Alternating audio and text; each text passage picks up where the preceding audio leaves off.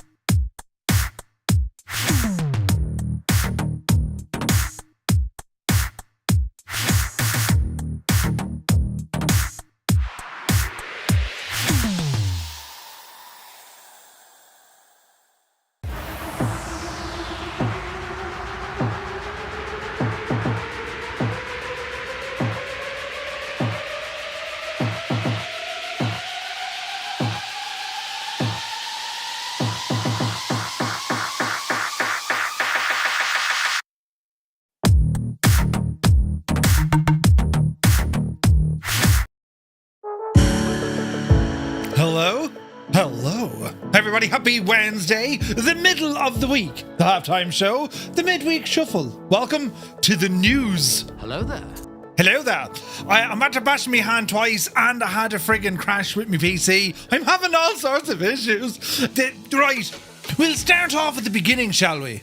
Right, so I did a BIOS update and... Yeah, I know what you're going to... Right, so I did the BIOS update and I was having issues. So I went to the Discord earlier on to say, it's me. I'm having some issues. And to be fair, Ziz came along and said, make sure you reset everything back to, the reset. Which I did. And, well, I didn't. I turned on the PC about a half an hour ago and then it crashed. Then I did the reset thingamajiggy and now she's running again. Oh, Jesus. I really hope it stays going now. It's grand. Like, when it works perfectly well. I think the XMP profile has been turned off, though, because my RAM speed is down from 4800 to 4200. I think. I can't remember what speed I had it at. Gibbo knows these things. He said he'll check later. So until then, how are you? Busy one tonight, lads. There's not an awful lot of news, though there is plenty of news. But we're showing off an absolute... more stuff we can shake a stick at, So, yes, we are here with the... Look at the cut. Look at the state, right? The Mirage 2000, but, for licensing reasons, what they called it the M2K-C. It's a brand new release from Miltech Simulations, M2K-2, rather. Anyway, Aeroplane Heaven also released their new Sokata Rallye. Orbx releasing the TBF Avenger during the week. The Boris audio sound set for the PMDG 737 series, and of course Sky Simulations DC-9. Right, there's all things happening, so we have a busy one tonight. So hopefully there's aircraft on this list that you were thinking of purchasing, and well, you'll get an idea tonight if you should or you shouldn't. Right, I mean, that's kind of where it's at. Do you know what did I do today? I had a busy day today. Jesus, work, got home late, very late. Some poor devil hit a sheep on the road. And then, it was already, the harm was done by the time I got there. The Sokata, though, she gave a couple of... Right. Oh, yeah, by the way, friends, finally, I think it's now live. If it's not live right now, it'll be live in a minute. But on our merch store on the website, we have new merch, look. You can now purchase miniature edge plates for yourself, and they come with this. and some other designs. There's 3 different designs there. If you want to ramble over to TwoToneMurphy.com, check out the store and you can grab them from there. Merch. Yeah, I'm a sellout. Do you remember that scene out of Wayne's World? That's me, man. You know, Wayne's World 2? You know, Garth, he's there in all the Reebok gear. Some people just sell that for the money, and I think that's sad. You know, and then Wayne comes in with, it's a choice of a new generation. Brilliant. But anyway, a bit of merch, something different. And these are limited edition. So limited to the first 3 people. I just didn't say which 3. Oh, it did. Balls. No, I've rephrased that. They're limited. Yes, let's just go with that. But anyway, hope you're all keeping very well. Happy Wednesday. It's a chilly one. It's 4 degrees outside. Positively freezing. And we were doing some trucking last night. Had a great gas altogether. Larry died 5 times, lads. 5 times Larry died. It's a record. And then we flew the 737 MAX 8. We flew that one from Madrid down to Almeria. It was a stunning flight. What an airplane. Haven't flown it in ages. But yeah, it's all happening now. And lads, there's a lot of kind of cool stuff on the way. I'm hoping next week we're going to be joined by our friends from Flight FX. Some things to show, all going well.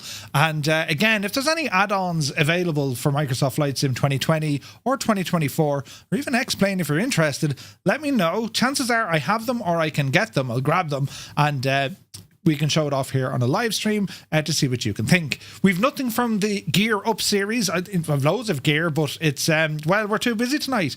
The Flight Sim Yoke, I'm going to spend a little bit more time messing around with that. The CL60, just so I fully understand it. And of course, I have the Orion 2 there from WinWing to show off. And all the gear and all the messing that we do. I need to do a stream where I'll just walk around with a camera. I'll probably show off one of these little puppies. The Insta360. And we'll do a live man cave tour, maybe. And then you can be asking me, you know, Murph, what does that do? And then I'll make up something. Yeah, that, Joe, wait, I tell you what that does. That does so many great things. I don't know where to start. I could burn time at the Platoosh Maker. And speaking of which, did you see there on Discord as well? Who put that one up? I saw this earlier on, lads, right? Where was it now? It was a story I didn't know about, right? And Irish Aviator Dragonfly posted a link, right, over in the Discord. And it was about the story of an Irish Air Corps second lieutenant, right?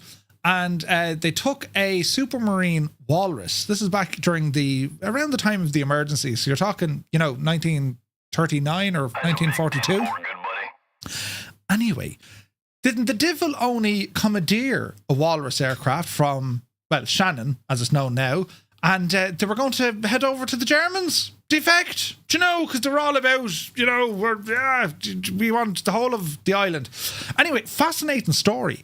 I won't spoil it for you. Have a look at the link over on our Discord. I never knew this story existed, and the aircraft. Well, I won't tell you any more about it. You have to read it, and then we'll reenact it. You know, I thought it was brilliant story, and it's not all kind of bejesus. Then there's a twist in the end of it. But have a look at it and see what you think. It's on our Discord.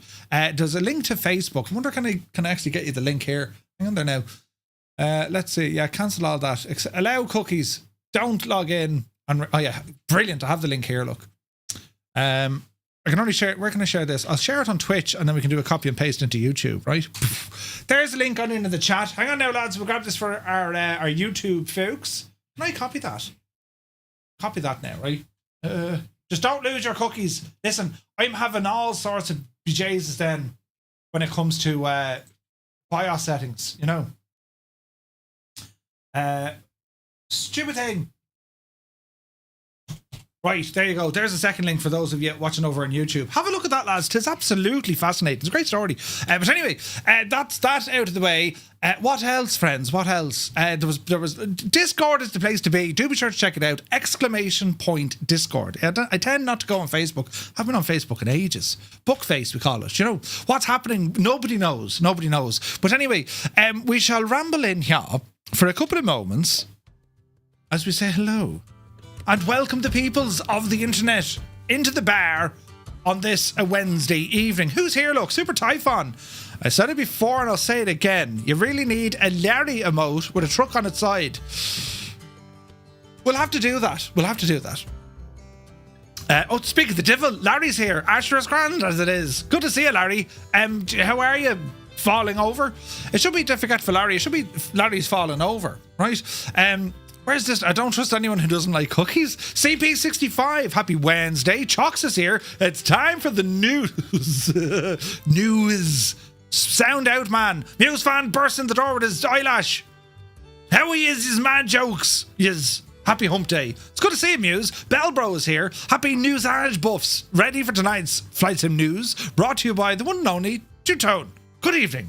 How are you, Bellbro? You're looking well. Black Ice Gabe, we have a Black Ice Gabe. Good to see you, Gabe. How are things up that neck of the parish? Right, chilly air. AZ Blue Line, very good evening to you. Toto2495. Welcome in, my dude. That thing's been, well, I say sorted, but it'll be sorted. Right. Sooner rather than later. Flipper Alloy, good to see you. Goblin Zeus, good evening. Shuffle Shoes, shuffles in. HH John, hope you're well. Vacuum is in the house. Cy Murray, welcome aboard. Nightsep is here, good evening. Srap21, hola. Zang. Corn Wolf, good evening. Spitfire, RAF 100 is here in the chat. Welcome in, my guy.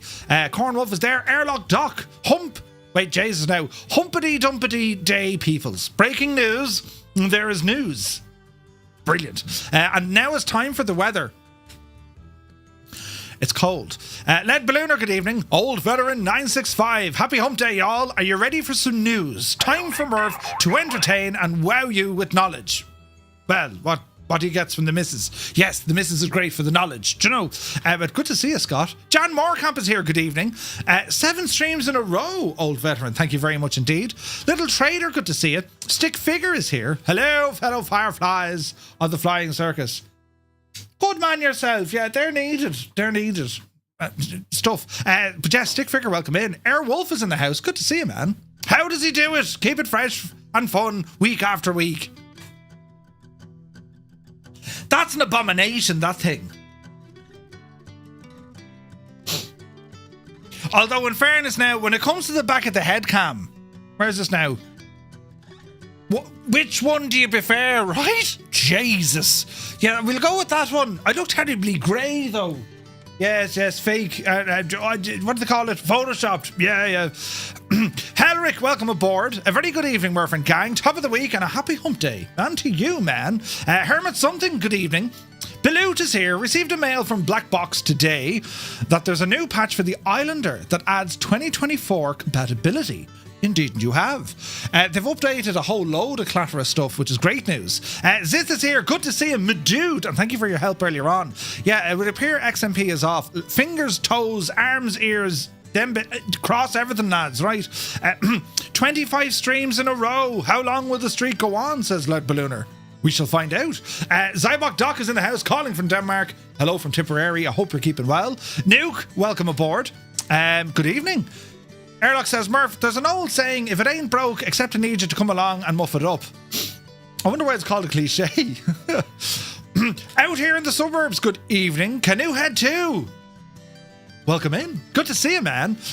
Where's this now? Larry Gopnik. Good to see you, Larry. Proby Pete says, good day from Arizona. First rain today after 159 days without measurable rain. We go about... Jesus. No, hang on. Let me rephrase that. We get 159 days of rain every day. Welcome to Ireland. It's raining. Oh, Jesus. Gunho Guy is here. 7 streams as well. That number, isn't it a very fancy one? 7, right? The 7 hills of Rome. The 7... One ring to rule... The 7 rings out of Lord of the Rings. Good man, Muse fan. The 7... There's loads of things that are 7. What's it? It's a magic number. No, wait, 3 was the magic number. 7's important as well, right? Hayden, good to see you, man. Shag off yourself. Mrs. Two-Tone asks, Murph, what's happened to the Skoda? Murph shakes his head. Mutton. Brilliant. 7 dwarves. There you go, right? The 7 sins. 7 deadly sins. Right, I'm telling you, lads. The more we think about this, 7 is a very important number. Right, you know, this is going to be terribly interesting now. What else do we know about the number 7? What did you do last night? We discussed at length the number 7. And 7 just happens to be the precise number it takes in minutes to go through the intros. It's magical. That's the wrong button completely. Hang on, lads. I'm at the move. Yeah, right, there we go. Tunage. And that's track number 6. Robbie Bass is here. Good to see you, man. Professional tonight, man. Oh, you better believe it. Oh, gee, flying it now, you know. Kitchen tour. Wait, what? Martel, good evening. Captain Sickbag, tier 2, 46 months. Jesus, I can't believe it's nearly 15 years since I started. Thank you very, very much indeed, Captain Sickbag. Welcome in, my dude. Just don't lose your cookies. Wait, what? APU Inspector. Mother did you? 80 streams in a row. A very good evening to you, my guy. Nightstep says, I can't read Facebook stuff. Yeah, it's what? It used to be all the rage. You had before, what was the one before Facebook, but after MySpace? Bebop or something. Remember, what was it called? Wasn't it Bebo or something? It was jeez, brilliant. Schutz is here. He says, good evening all, hope we're all well. I've had a work day from hell. Looking forward to relaxing with you all. Now, Schutz, come here to me now. You and I share the same kind of, do you know what I'm saying? But it's grand. You see, for the next few hours, we no longer care. We couldn't give a continental shukra about anything else, only that we're all here together. We are going to learn and experience and have the crack. We shall amble, all of us, metaphorically speaking, and talk about things we like and leave the real world over there somewhere, out into the distance. Now, and before you know it, it's going to be the weekend. See? Things are always looking up. Right, where are we at? We're over here, look. Soaring AJ. AJH, man, you're looking well. Toombs is here. Only Wednesday, it's dragging. It's grand. We're nearly there, Toombs. Look over that horizon. It's that thing you love. It's the weekend, man. It's so close. Murph Sokata is here. Sure, Jesus. How are you? Hello, love. I own it. That's what I call my car. I own a Skoda. Tarnish Mossman. Great, it's News Day. News. PH Roy is here. I'm saying hello. I hope you're doing well. Hello, Roy. I'm doing well, and I hope you are too. Good to see you, man. I've fallen over and I can't get up. Larry, yeah. Bossman is here. Good to see you, man. Who else came in the door? Quasar Core, 33 months, tier 1. Thank you very, very much indeed, my guy. Viper Strike rambles in. He flew the PC-12 over the Himalayas. The Himalayas earlier. Good man yourself, Viper. Brilliant. Grey Babe. Wait, what? Breaking news. Murph thinks his grey hair looks grey. Can I time out, Muse fan? Hang on now. If I press this button. Oh, Jesus.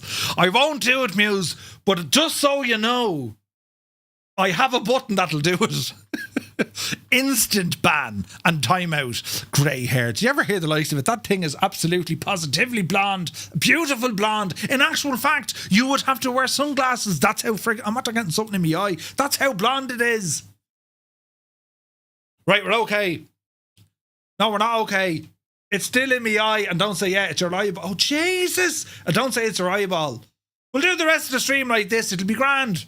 What's wrong with Murphy? He's up to something. Jesus. Do you know what I have in the drawer? I have a thing of eye drops. And they're located beside little other bottles of stuff that I don't use. And anyway, right, Muse fan knows what I'm talking about. Do you know the little bottles of stuff that you don't use? And it's right beside the bottle of... I'm just showing you. It stays in this box. One of these days, it looks... Wait, hang on. You have the power to ban me as well. Oh, Jesus. One of these days, I'm going to go for the eye drops. Yeah. And realise after I, dispense the liquid onto my eyeball, it won't be eye drops at all. And you'll hear it before you see it, friends. You'll hear a roar. It'll sound like maybe some sort of a weather event, right? And that'll be me putting vape fluid. Right? Exactly. Right? Could you imagine? Heisenberg rambles in. Greetings, Murph. The wife says, if I buy any more flight sim hardware, she will leave me. So I need a good recommendation from you. I don't want to miss this opportunity. Brilliant. Good to see you, man. Nutty Slack is here. Welcome in. Belbo says, well, don't know too well who to support tonight. Man City or FC Bruges? It's like sorts of De Bruyne versus Vanaken for us Belgians. Oh, is it? Jesus. Bruges, you say. Seven Dwarves. Exactly, Nightsep. Eamon 1973 is here. Hi, Murph from work. In until 1 a.m. again. Jesus. Hayden says, Murph, didn't the Irish invent the rain? Hayden, I'm glad you asked. Rain and weather invented by the Irish back in 2021. Right? We thought the world needed a bit, so we built it. Right? Scorpio 49 rambles in saying, good evening, Murph and all in chat. I hope all you Irish-located fireflies have survived the latest inclement weather. Indeed, we hope. Dougal's bin moved. Right? Our doormat moved. It came out of alignment. I put it back into alignment. It was all right. Seven wonders of the world. See? 7 of 9. Nuff said. Brilliant. 7 of 9. I need to watch Star Trek. Why? Why is so? Oh, it's terribly important. Oh, you Jesus. Why? Oh, terribly important. Quick, turn on Voyager. Oh, yeah. Brilliant. 7 of 9. Anyway, Nutty Slack, 7 sisters. Who? Movie trivia about Lord of the Rings for Muse fan. What is the world coming to? Right? 7 brides for 7 brothers. 7 samurai. Wait, does time work differently in Ireland? It does. 7, the amount of pints acceptable for a midweek triple. Oh, yeah, it is. Or, well, tipple, not triple. Brilliant. Patrick Doyle, good evening, my dude. Hope you're keeping well. Where is this? Yeah, Bebo. Never heard of it. Sure, listen, Bebo, that's where all the crack was, lads. You can get away with absolutely anything on Bebo. They call that the other place, Middle Earth. I thought Bebo was one of the Marx brothers. No, Beppo. Facebook is shagged. It's all ads, suggested posts, and I have no interest in it. And Muppets. Didn't you get banned from Facebook like many times, Muse fan? Sunjammer, cousin of Summer. Sunjammer is here, flying over Eastern Europe. Welcome on board. Who's this now? AC Texas. Murph, you're looking skinny. Jeez. Well, thanks very much. Bloody hell. Leave your anxiety and emotions at the door. Bloody hell. Karl Marx's sister was an Olympic runner called Anya. Anya. Oh, that's brilliant. On your marks. That's fantastic. Well done, Nutty Slack. He's in the lead there, lads. That was great. Jesus. Where's this now? You have the same button. Oh, do yous? Oh, right. I better not press that in here now. Oh, a scary. Jesus. Dragonfly is a scary. Good man yourself. Brilliant. Blonde, more ginger. Wait, what?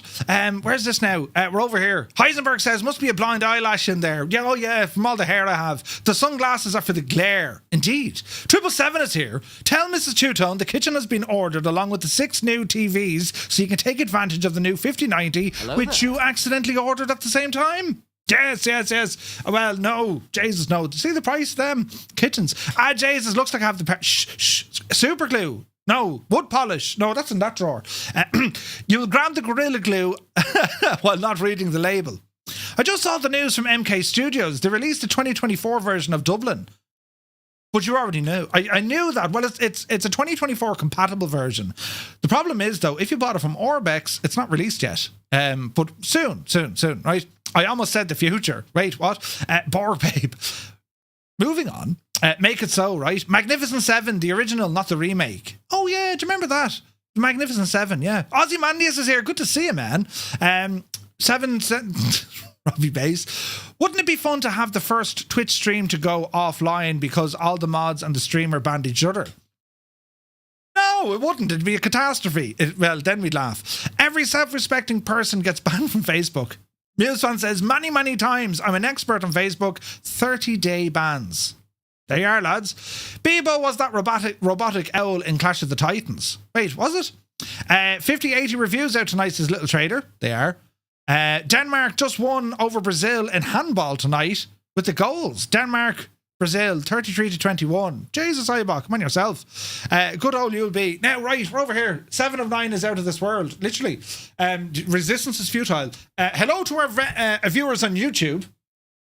Welcome in, lads. Happy Wednesday. Who have we got? Marty K, good to see you. Visualize is here. Spiner, good evening. Alan Black, how are you, man? Creo is here. Andrew Gilbert, good day from Phoenix, Arizona. Hello from Tipperary. Uniform Goose, happy hump day. Hello, Goose. Hope you're well. Northland Air is here. Captain Mustard, good evening. Podge is in the house. Spiner there again. Stewarty, good evening. Sparky Sven. It's 8 degrees Celsius in Belgium.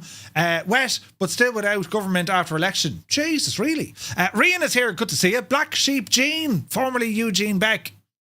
Good evening. Welcome aboard. Jerry Armstrong says, statistically speaking, 6 out of 7 dwarves are not happy. Right? Hang Junkman is here. Good to see you. Maddie Lynn, good evening. Paparazzi, next to the tiny tube of super glue. Indeed, right? Beside the super glue, it'll be grand. It'll be grand. Now, where is this now? I read that the 5080 would be equivalent to a 4090. Winkle Gassler is not here. Right, lads, we better get started. It's very busy. Was I telling you that? Right, we'll press a button.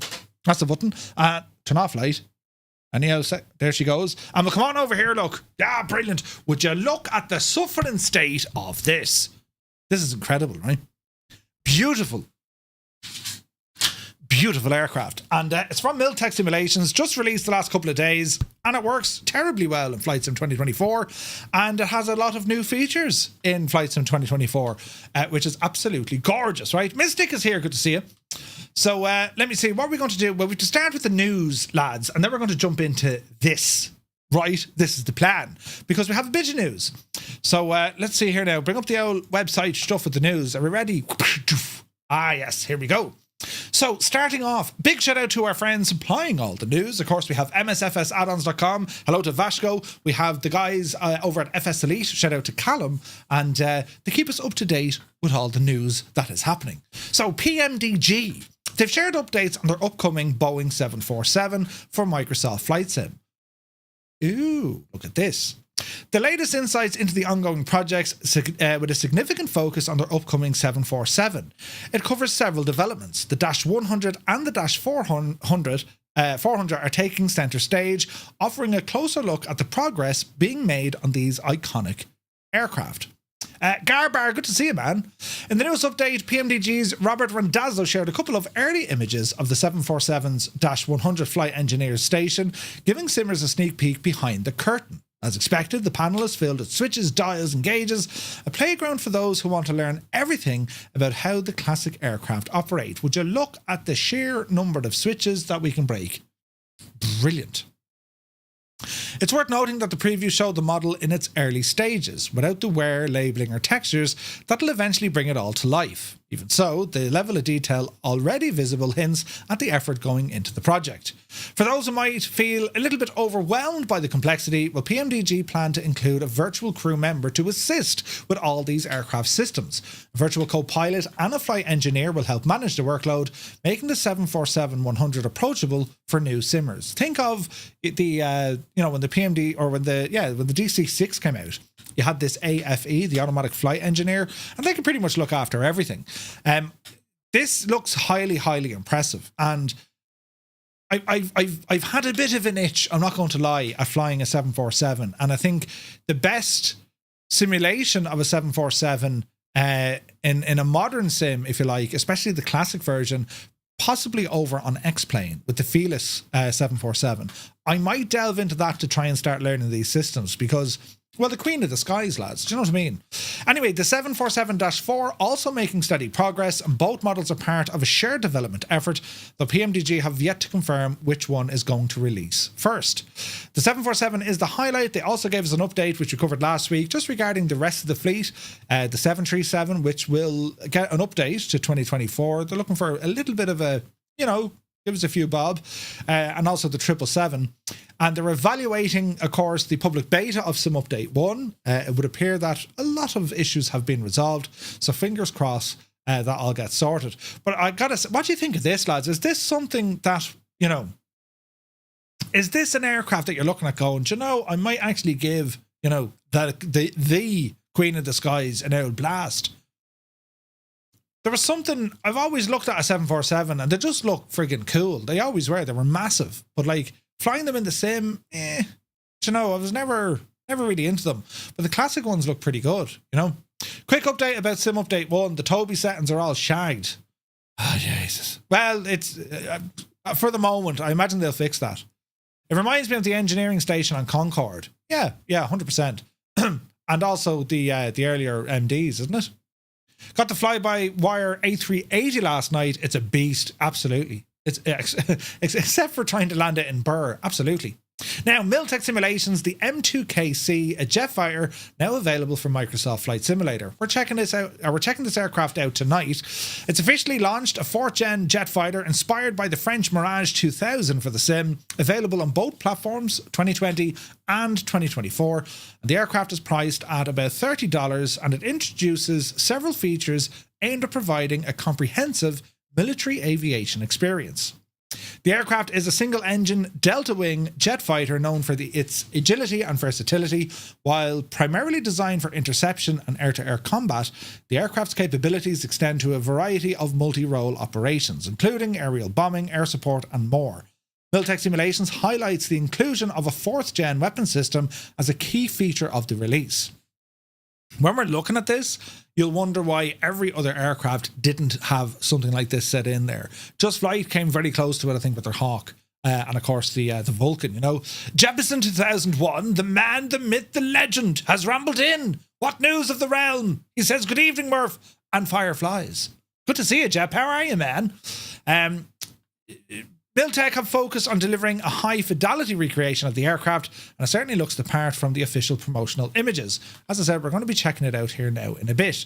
The soundscape for this aircraft was developed by the legend, Echo 19. So, comes with a number of liveries, a lot of simulation on it, and, well, we're going to take this for a blast off here now in a couple of moments.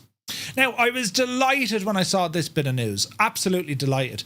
We flew the V-Flight Air Twin Comanche back during our Ancient Wonders series, and I was happy with a lot of what the aircraft had to offer, right? But there was some absolute friggin' showstoppers when it came to the sounds. Some of the handling wasn't exactly where it should have been, a couple of textures and all that.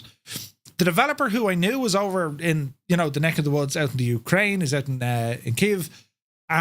I wondered why in the name of Jesus did they release the aircraft, because V-Flight Air have been making aircraft for X-Plane for quite a long time, and they're a highly renowned developer. The first, you know, jump into the pool of Microsoft Flight Sim didn't go terribly well. However, it has now just received a major update. Wait till you hear it.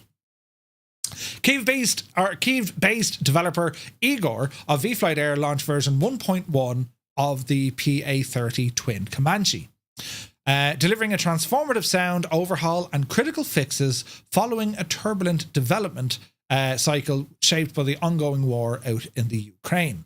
The update's centerpiece, a custom sound set crafted by Sim Acoustics, replacing the aircraft's previously criticized audio. It wasn't even criticized, it was absolutely crap. However, these new sounds recorded directly from a real PA-30, new engine tones, cabin fan hums, toggle switch clicks. They now offer much more enthralling experience. We're going to take this for a blast probably over the weekend, because it is a super aircraft. Now, you might say, look, this is very, very close to what Black Box Simulations have done, Milviz. It is, or Blackbird, beg your pardon. It is, but V-Flight Air have kind of, they tend to delve a little bit deeper, especially when Blackbird say, hey, look, these are light. It's almost like the Blackbird Carenado range. They look pretty, you know, they fly pretty good, but they're not necessarily delving deep into the aircraft. This one is doing it. We also have a live toggle between a Garmin GTN and also the TDSI, or the TDS GTN, which is handy. Super handy. And yeah, it's the developer kind of gave a shout as to say releasing early was painful but necessary, having all sorts of problems, getting called up, friggin' blackouts and all sorts of problems over there. The Twin Comanche rivals that of Shrike Simulations PA-30, which is $999 cheaper. But V-Flight's Air focus on historical accuracy, the retro avionics, wear and tear textures, well, it may appeal to purists. There's also a glass cockpit variant porting over from X-Plane a little bit later this year. So if you have the V-Flight Air, there's an update due for it now. Be sure you grab it. And I'll probably take this for a spin now over the weekend at some stage, because it's a great airplane. The Twin Comanche, it's a beautiful airplane. So let's see how that goes. Now, Orbx, they've released their Grumman TBF Avenger for Microsoft Flight Sim 2020, compatible with 2024. It's not a 2024 release. The wait is over. Orbx launching the Grumman TBF Avenger. Again, we're going to be taking this for a quick spin. They teased the aircraft in late 2024, sharing some insights into the development. And it was developed alongside, it's the second aircraft, if you like, coming out from Orbx with the same developer, Paul Bennett. Paul Bennett owns one of these aircraft. And the whole idea behind this was Orbx had access to this and also the stunt plane that he flies. And it was all about dialing in, you know, getting everything right. Whether or not they've actually achieved that, well, that remains to be seen. We will have a look. Photorealistic modeling, it looks beautiful. Dynamic animations, authentic flight dynamics, custom audio pack. Well, that's where I'm going to be raising my eyebrows and looking slightly confused and at the same time exhausted. Right, so we'll have to have a blast of this a little bit later on in the stream. There's no doubt it looks stunning, but I think it needs a little bit of work. It's available now over on Orbx. You can pick it up for about $17, give or take. So yeah, we'll check it out here now in a bit. Where is this now? I hope it turns out well. You got your multi-engine rating on that aircraft, says Old Veteran. Nice! On the Twin Comanche. Wow. Two dogs, good to see you. This is exciting. Fly the Mad Dog X. It's in open beta for Flight Sim 2024. So Leonardo Softhouse has released the Fly the Mad Dog X for Microsoft Flight Sim 2024 under an open beta program. The new release brings with it some native 2024 functionality and features, and for now the release is aimed at the MD82. The new release, considered experimental due to the current state of the SDK and the sim itself, according to the developer, whilst the team will accept customer support tickets, they may not always provide a direct response. That said, they're very keen to get the user feedback and will be monitoring in order to ensure they can deliver on the fixes. A list of known issues were also presented, highlighting some of the issues users might face with the software, including the pilot, co-pilot avatars not showing up, nor the fact that Flight Sim 24 does not honour the registration stored in the aircraft CFG. Microsoft 2020 liveries are compatible, but the thumbnail will not be visible. That avatar thing is just an issue. The dynamic tail numbers, I did read the notes on the Sim Update 1 beta to have that fixed.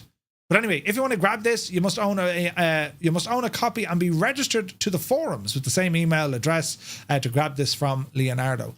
Great news though, like as the prize of the most expensive add-on for Microsoft Flight Simulator, it is a great add-on, and it's something that just isn't flown an awful lot, and it's a remarkable aircraft. So I'm looking forward to seeing this updated. Now, Aeroplane Heaven, they finally released their Sokata Rallye. Best known for the heritage and World War military aircraft, Aeroplane Heaven have released their next project in the fleet as the General Aviation Sokata Rallye MS-893. It's a short takeoff and landing light aircraft. The Rallye, a French-built light aircraft with stall capability, making it a popular contender in the general aviation market. The original Rallye was produced back in 1961 with mid-mounted dihedral wings, tricycle-sprung landing gear with offset nosewheel. The large Fowler flaps to bring an easy and enjoyable experience to new or experienced pilots. Through its 21-year production span, the Rallye saw a staggering 28 iterations, not including a run of 4 Polish-produced PZL 110s, constructed under license, as well as a sale of the same type out in the US as the Waco Minerva. Now, Minerva was a type of Rallye, slightly different. They actually flew them in Weston years ago. If anyone remembers Weston back in, like, you know, the late 80s, during the 90s, and there was a famous renowned pilot there, Darby. He looked after all the flight training. It was a Socata Rallye he flew. So if you did a flight lesson back in the 90s, chances are it was in one of these. Great airplane. Anyway, it's now being released. We're going to be checking out this one now this evening, once again on the stream. It is a 2020 release, but it should be working okay in Flight Sim 2024 with a few caveats. That's kind of where we're at. The aircraft comes with an additional EFB type tablet capable of GPS that plugs into the cigarette lighter. I have not checked out this airplane yet. I haven't touched it. So this is going to be my initial reaction when we jump into it in a little bit, in a moment, right? So yeah, move it on there now. Cows have set a release date. We checked out their upcoming DA40, the XLS. This is a beautiful aircraft. Was it just last week we gave this a blast? One Fly Air is here. Good to see you. We gave this a blast there just last week. This is a stunning airplane, and they've given the release date of January 30th, which is tomorrow. This aircraft is now releasing tomorrow, and you can pick it up through Orbx. This should be on your list, lads, as a general aviation aircraft, and something I think is going to be a lot of fun to, if you want to do a bit of flight training, this is an incredible aircraft to do it on. So, yeah, Cows and Flight. It's available now on Orbx. Can you buy it yet, though? Because they were saying it's going to be out on the 30th. I think the preview page is there, but general release is going to be Thursday, January 30th. We gave this a blast last week. If you want to check back in the video, it looks great, it sounds great, it flies great, and there is so much simulation.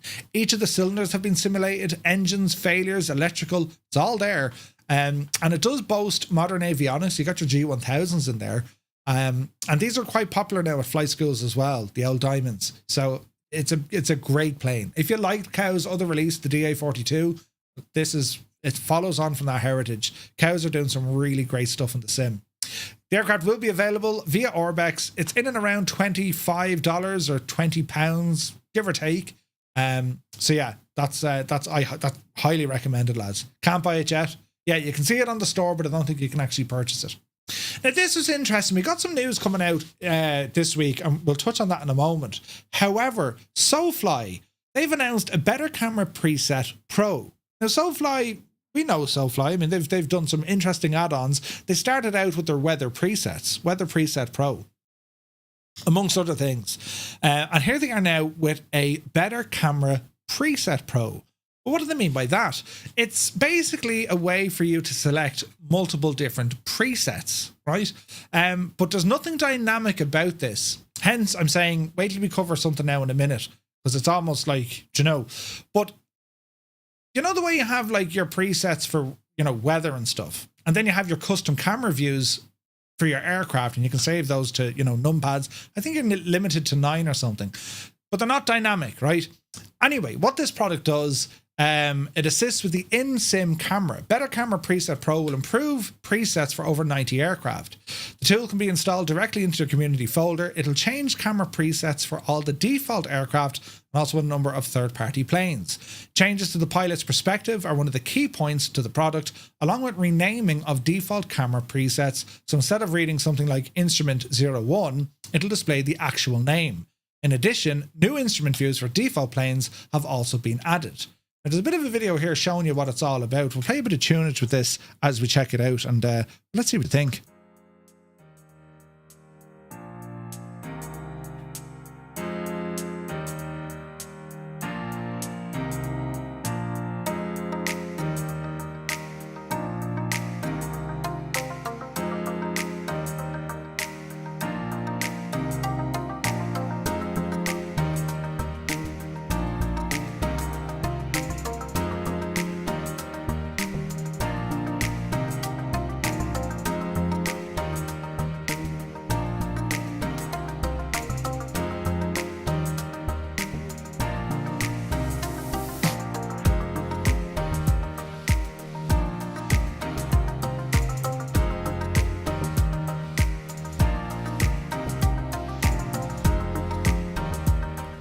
Now, basically, just to give you the idea here, lads, these are preset camera locations. They're not dynamic, right?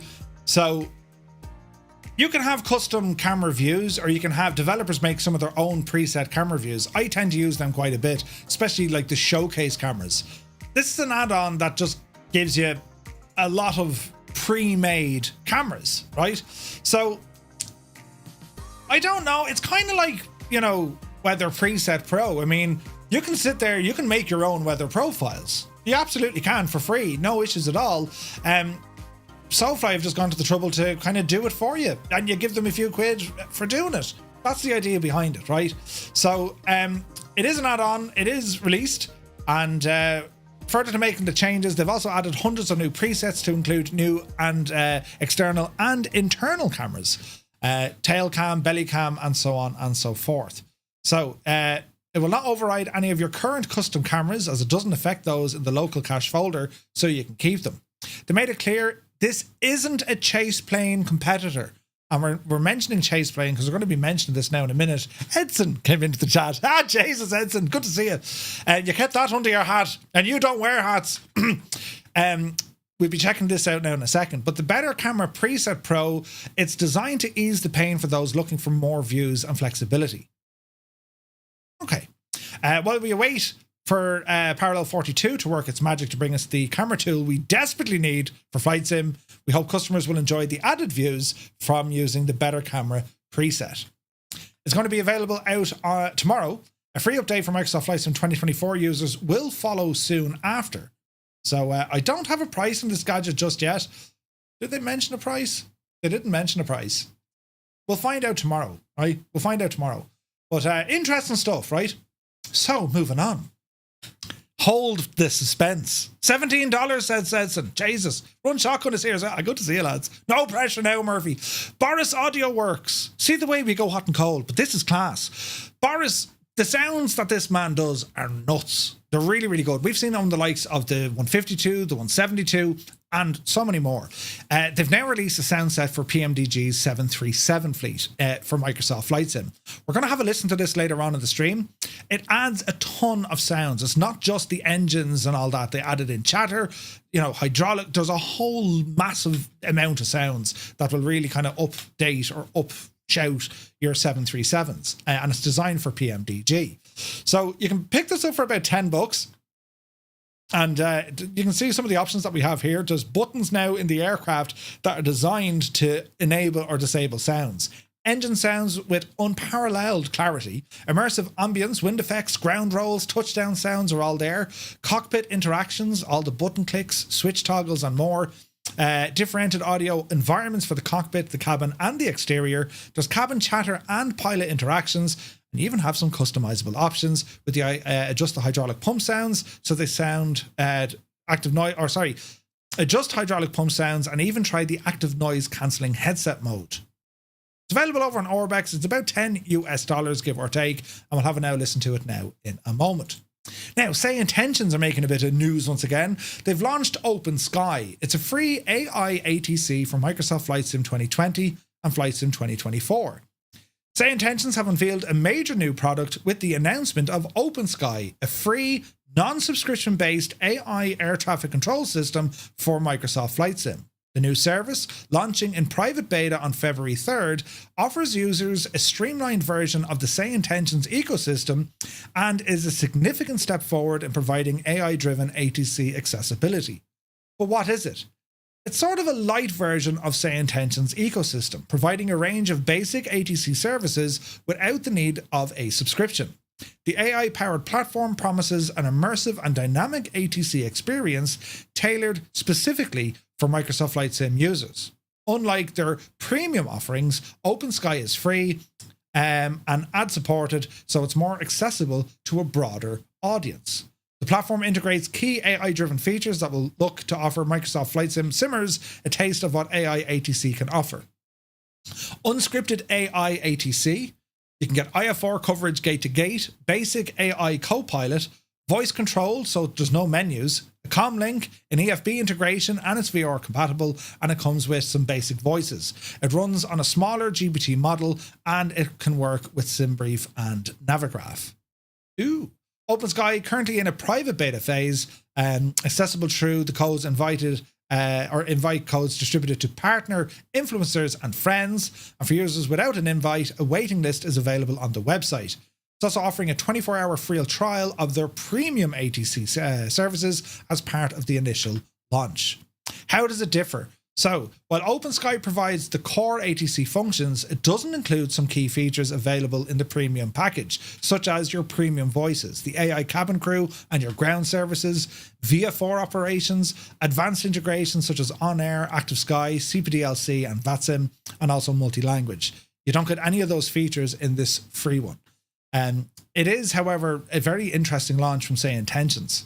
I think this is a great idea. A light version, and they're going to be making this for free, lads. So I think it's pretty good. So moving on. We're nearly there now.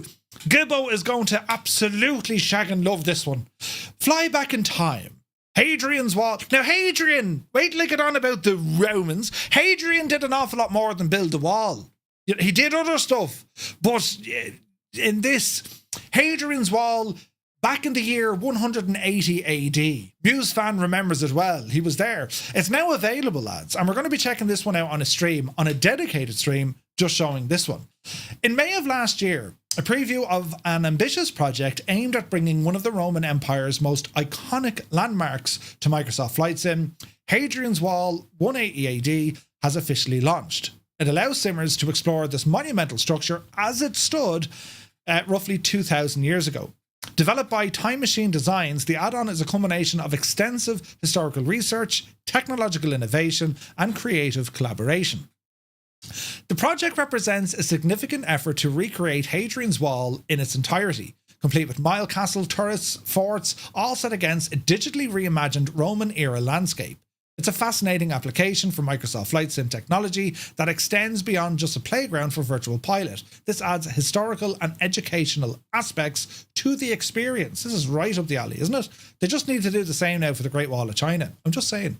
Hadrian's Wall, built under Emperor Hadrian in 122 AD, stretching across northern England from Solway Firth to the River Tyne. It served not only as a defence barrier, it kept the mad lads and wearing the dresses coming down Scottish. It was a defensive barrier, but also a symbol of Roman authority and the means to regulate trade and movement.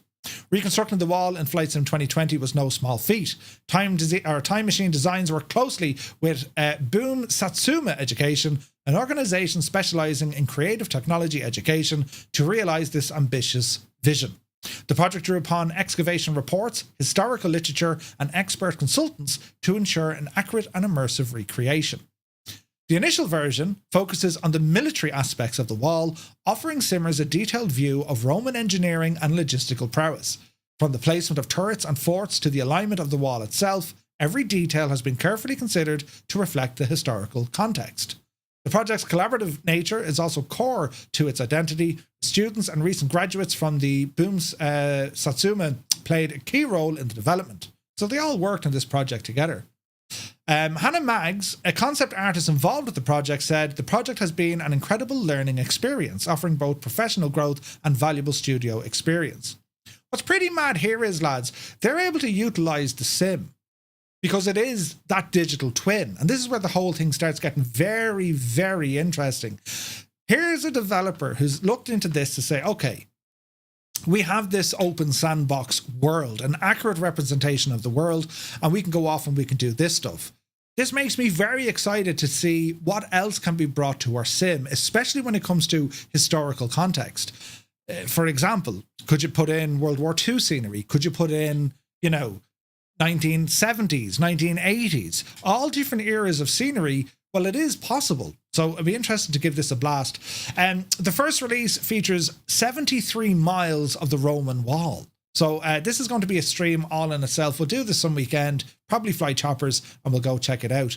You can pick it up for £12.99 over on the Time Machine Designs website. And I'm unsure, does it work in 2024? I imagine it does. It was designed for 2020, but I imagine she'd be working grand. Walk the wall, right? Scenery before the Irish came along. Yeah, it's pretty cool. Or World War One, absolutely. I think this is great. This is definitely something I want to check out. Now, lads, drum roll, please. Chase Plane. Now, before you even... Who? Why? Chase Plane was an add-on developed from the fiery pits of Mount Doom to bring some comfort to those using FSX and P3D. Basically, this was a dynamic, innovative cinema camera that would follow or float around your aircraft. Click of a button, you're getting cinematic shots that I spend way too much time with my controller on a drone cam. This thing does it all. All of it. Click of a button. And it comes with profiles. And people can share profiles. It's nuts. But anyway, Chase Plane has been just a cornerstone of flight simulation over the years, and it has been sorely missed with the latest and greatest when it comes to Microsoft Flight Sim. Parallel 42 be looking after this. they have announced the imminent release of Chaseplane, the award-winning camera system for Microsoft Flight Sim, and the revelation came as a dramatic teaser video posted on YouTube, narrated by co-founder Edson, who declared the add-on is now ready and coming soon. Right? The announcement ends years of speculation and technical roadblocks, as in standing in Flight Sim Expo with Edson and freaking Kevin. Yarg! Yarg! Turn on the thing so we can... Yarg! Right, and now it seems to be happening. This is great. Chaseplane, it's a transformative addition to the Microsoft Flight Sim ecosystem. For years, the absence of Chaseplane in the sim has been a sore point for users, especially those who experienced this before in P3D. Well, Parallel 42 had been repeatedly cited restrictive camera APIs in the sim as the primary hurdle, with developers emphasizing that collaboration with Microsoft and Asobo was essential.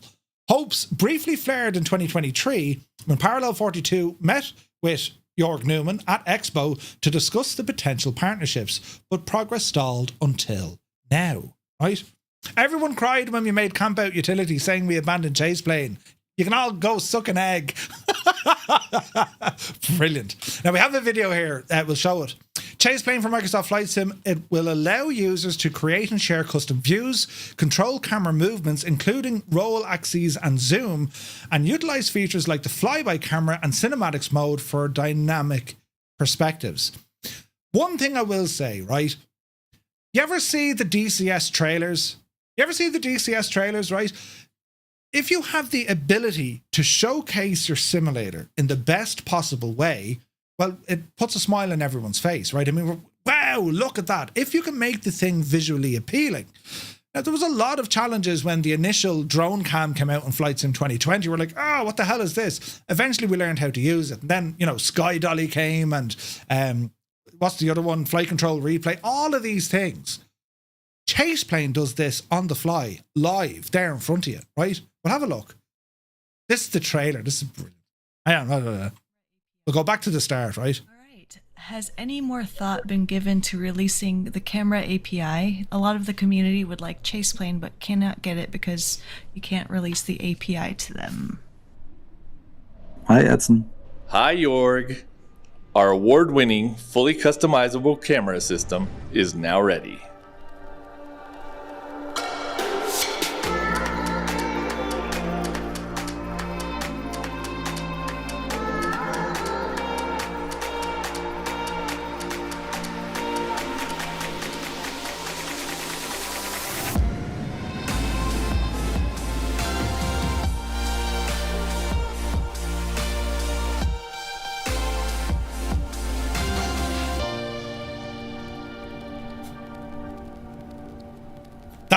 That's all we have. But what I can tell you, this is huge news. Now, there's many questions left. We're asking, what sim will it work on? Will it only work on 20? How's the LOD going to behave on Flight Sim 24? All that sort of jazz. However, in that little trailer that you can see, all of these camera views, lads, these are during a live flight. It's not a replay mode. This happens as you're flying. So let's say, for example, you're in the cruise. Flick of a button, it gives you all these different kind of cinematic perspectives, and it's dynamic. Unlike what SoFly are offering, they're preset fixed cameras, which are handy. This is quite dynamic, so it's pretty cool. Sir Camsalot, thank you very much. 20 months, man. Jesus. More info on blog posts, including UI shots in the coming days. Excellent. Did you do the blog post yet, Edson? No? More info in a blog post, including UI shots in the coming days. So lads, keep an eye to the Parallel 42 blog. You're going to see some shots of the UI, including some more information. I'm very excited about this. But you know what's gas, right? And Kevin as well. You've done all this great work. Everyone in the flights and community is like, where the feck is Flow? We want Flow. Damn it, man. Right? But I'm really excited about this, man. This is awesome. It'll also incorporate human-mounted and chase camera physics to simulate realistic motion effects, such as turbulence and braking. Now, this is important because I do have a little snippet of news here in relation to X-Plane, the other sim, because they're looking at these kind of dynamic cameras and all this sort of jazz. You know what I mean? For our old Chaseplane users, community is back. Absolutely. Anyway, this is pretty cool because it'll show motion effects. Cinema Verte, isn't that what they called it back in the day? No specific release date just yet. Parallel 42's track record of rapid development suggests a release may be coming soon. Just as the video promises, it's also unclear whether or not this will be for 2024 or will a 2024 version come out a little bit later on. So once we have some more news, and Edson's here in the chat, and he's going to be letting us know in a blog post coming soon some of the UI and some of the features. Really looking forward to that, and great news. Now, we're going to jump over when it relates to the events, the big events of the year, and Flight Sim or FS Weekend. I love GTM. I love Lamb.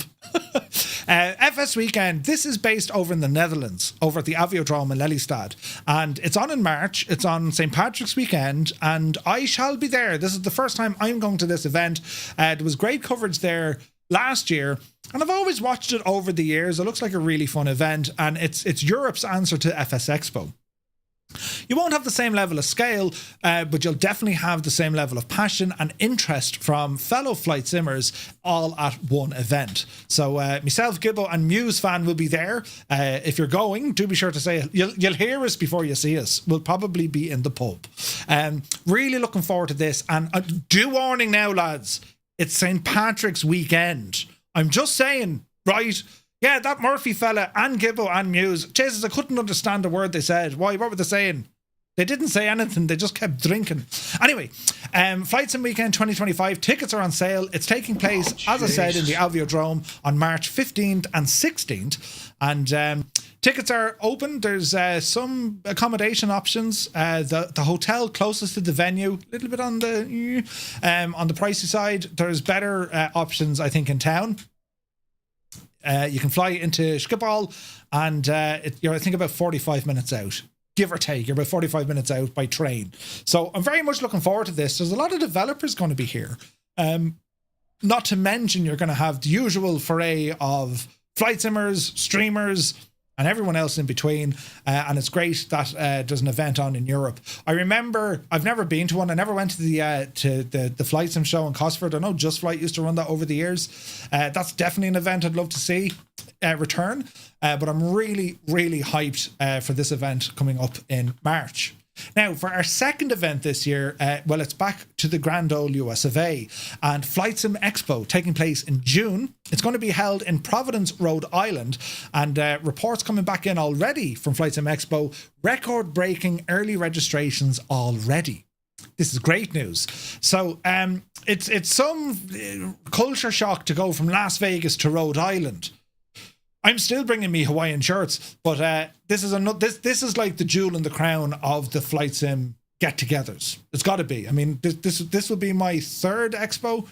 It's so nice getting to meet everyone. For me, that's what this is all about. It's meeting our community. It's meeting our own community. It's meeting others. It's meeting developers. You get to, Microsoft to be there, Laminar, they're all there. And it's just great to get in front of them. It's being held in the Rhode Island Convention Center in Providence, and it's record numbers already for those who will be attending it. If you can't attend it, you can do what's called a virtual attendance. You can get a virtual ticket, and it gives you access, of course, to all the seminars and webinars, all the announcements that happen on a Friday. But for our own community, well, this Egypt here will be running around on the floor, as I do, catching all the news that we can and not be looking at name tags on, the ones. UK meetup also will be happening this year, Cyrus. I just need to get the date. 100% there's going to be a UK meetup and another Dublin one, and a Tipperary one for the crack. But anyway, there's lots happening. Last bit of news here is with X-Plane, their new beta. They're showcasing a new physics-based camera. Nice. There's new airports and also some flight lessons being added into the latest batch for X-Plane 12. It's gone into public beta. QA Pilot has been streaming quite a lot of this. And this is something that kind of FS Realistic does, but now they're building it native into the sim. And it is something, of course, that, well, we just saw, that Chase Plane can do. It adds these, physical effects to the cameras. It really can create a very immersive experience. You can turn it on, you can turn it off, just as you can with Chase Plane, especially if you're in turbulent air and you're trying to use your mouse pointer to, click a button and right? But anyway, flight lessons are also a big part of this. So there's brand new lessons from Austin himself, teaching you in a variety of lessons, which is pretty cool. I mean, how best to learn to fly than a sim, right? And Austin has, I don't know how many thousands of hours, but Austin has a lot of hours flying, especially out of his Lancer. The physics-based camera is interesting for sure. There's a bit of a demo here. You can see what it does. We'll open up X-Plane and show you. Skip it on there now. And the idea behind this is you'll get things like turbulence, you'll get things like, you know, the touchdown, braking, all that kind of stuff. So as the aircraft flies through the clouds, we'll skip ahead here, you can just see very subtle movements, and it's simulating that of what the pilot's head does. You know, it's a bit of movement left, right and centre. And as you go through the clouds, it's quite calm here now, but once you go into the clouds, well, it should get fairly lively indeed. And anyone who's flown in the real world, you dip the wing into a cloud, it's like going over rumble strips in your car. That's what it does, and you can see the shakes that are happening here now. Fun face: we base CP physics on pilot video using meta glasses. No way! The chase plane physics were based using. So that's nuts. So you recorded him and the movements of his head doing the actual. That's friggin' nuts. This may not be for everyone. As I say, if you're trying to now, you know, change something depending on your zoom and the whole camera is jumping up and down, it can get a little bit kind of, Jesus. But it does add a lot of immersion. A couple of handcrafted airports, and they've thrown in Salzburg and also Barra. Salzburg located right in the mountains. That'll be nice. Well, Barra is uniquely out on the beach. Search and rescue functionality has also been added to the Garmin G1000. It'll help you effectively and efficiently cover specific areas, optimizing the aircraft flight path, and you can enter predefined search patterns like a track line or even a spiral pattern. This is all really nice and awesome stuff. Particularly handy when it comes to, say, intentions, which also works on X-Plane. A couple of new assets have been put in for trucks and airside vehicles, also de-icing equipment.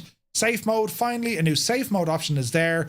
If you do have a crash due to a plug-in, it'll allow you to change various options and to determine what is the actual cause of the crash. You can kind of see what's happening here, though. Like we always said, you'll have two different sims. They're looking at each other.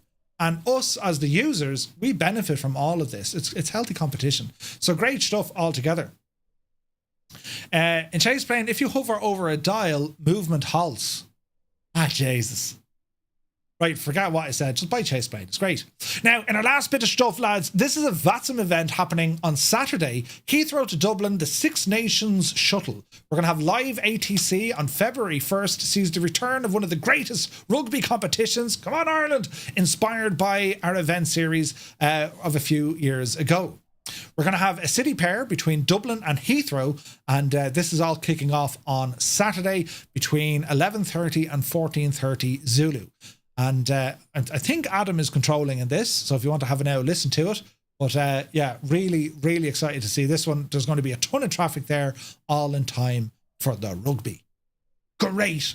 Right, that concludes the news, and now it's time to check out some of the many add-ons we have to get through to tonight. And there's a lot of them, lads, so you'll have to bear with me. We shall start off with Miltech Simulations, the M2K-C, based on the Mirage 2000. It's a multi-role, single-engine, delta-wing, 4th-gen jet fighter. Though primarily used for interception and air-to-air combat, it does have a range of other roles, including air-to-ground, aerial bombing, and so on and so forth. The aircraft features, well, we can see from the modelling, it's gorgeous. The weapon systems are fully here as well. Comprehensive weapon systems covering air-to-air and air-to-ground. We also have the use of some flares, which I've got to show you. Extensive simulation of the aircraft systems. The autopilot supporting altitude select, hold and heading. Fully modelled inertial navigation system, including alignment procedures and supporting flight plans and several waypoints. Flight planner application to support the INS system, which is available for free over on the Miltech website. Various hubbed modes modelled, including weapon-specific nav and approach.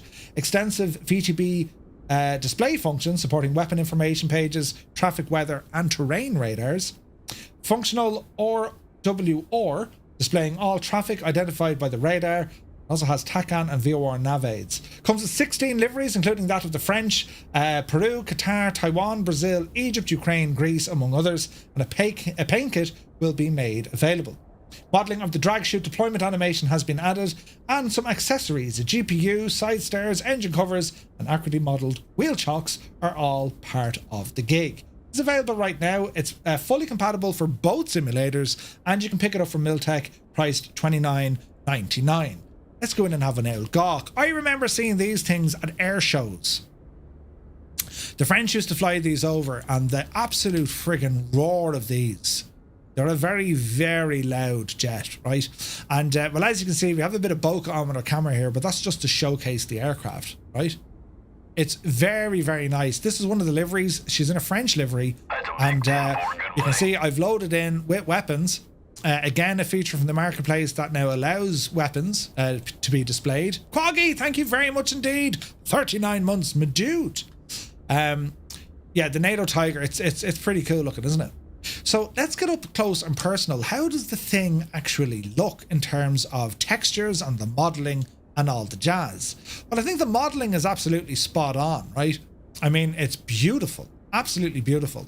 And the texturing, it's quite good. I mean, you get real up close to this aircraft. Well, yeah, it's, you know, it's still very, very good. A couple of lines here maybe, but, you know, at that sort of range, I don't think it's really going to upset you. The weapons modelling is pretty decent. The wheels are all there. The afterburner, the exhaust for the engine, this is really done well. Beautiful chrome there, and just the textures and the modelling inside here, lads. Stunning, absolutely stunning. We have the static elements as well, removed before flight. I didn't see animations though on the flags. Not a big one. The chocks, of course, are there. The underside of the wing, again, you have all this beautiful weather texturing. You know, they're active aircraft. The leading edge on the delta wing, again, the detail here, lads. I mean, look at that. Riveting, isn't it? So it's a visually stunning looking aircraft, and the choice of liveries, as I say, I think they've done a great job here. It's a beautiful looking machine, and look at the profile of the thing. You know what I mean? It's just stunning. A 4th gen fighter. Where I suppose, you know, the Eurofighter being a 5th gen, I think, wouldn't it? So what we're going to do, we're going to hop in and see what sort of options we have and see how much trouble we can get ourselves into.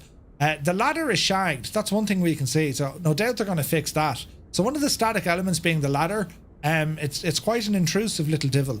So there's a fix they need to make. Anyway, let's jump in and see what the thing is all about, shall we?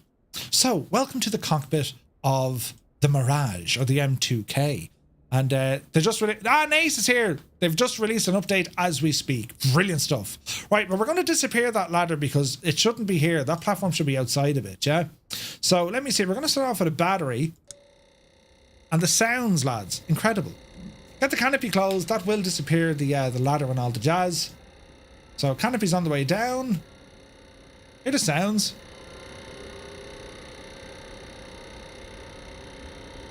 And we can kind of leave this kind of half open or closed, or we can lock it down fully.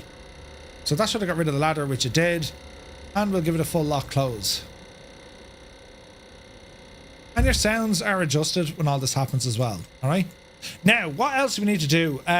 In terms of a checklist, it comes with a checklist. We can open up your standard EFB here in Flight Sim 2024, and we can go down through all of our options. You also have a level of expertise. You can put it on standard, advanced, or expert. I'm going to leave it on expert. We can go to our pre-flight, and if we need to find where buttons are, well, you do have the nice handy look at the switch to make sure where everything is. Very handy indeed. So battery currently off. That's grand. Generator. Well, battery's on, generator's off, external power. So we have a little switch down here. I think this will appear a GPU, if I'm not mistaken. I don't see a GPU. Might take a few moments. No sign of a GPU. External power. Did I flick the right switch? I did. Okay, we don't see that. What else we have? External lighting is off. Starter guard is closed. Right, they're all grand. Starting the engine. Battery's on. Bus transfer needs to be activated. External power, we have it on. Beacon light needs to be turned on. Nav light and strobe lights are on. Engine and pitot covers have been removed. I think there's a little switch for these little devils. Where's this now? This guy here. So looking at the aircraft, we can see all the engine covers are still there. Flick of a switch. they be gone. And again, lads, look at the friggin' detail in this thing, look.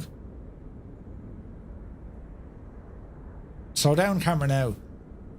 Like, isn't that class? Look at the detail in here. We'll make it bright so you can actually see the level of detail they've gone into. It's pretty cool, isn't it? Gorgeous.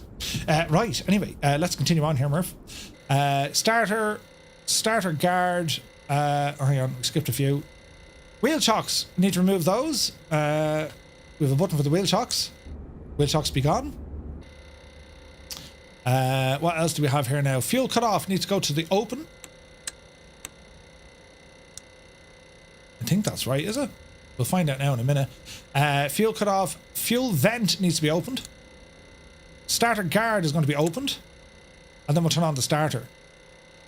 Okay, so this should spool the engine and then we see what happens here. So we'll close you now for a minute. And let's see what this does. So hit the out starter and let's see what happens.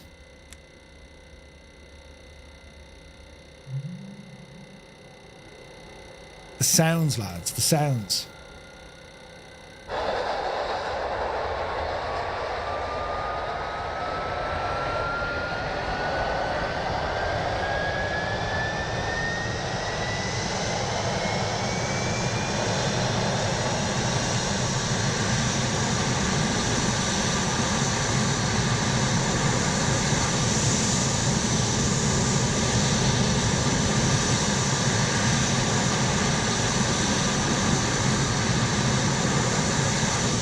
Very, very nice.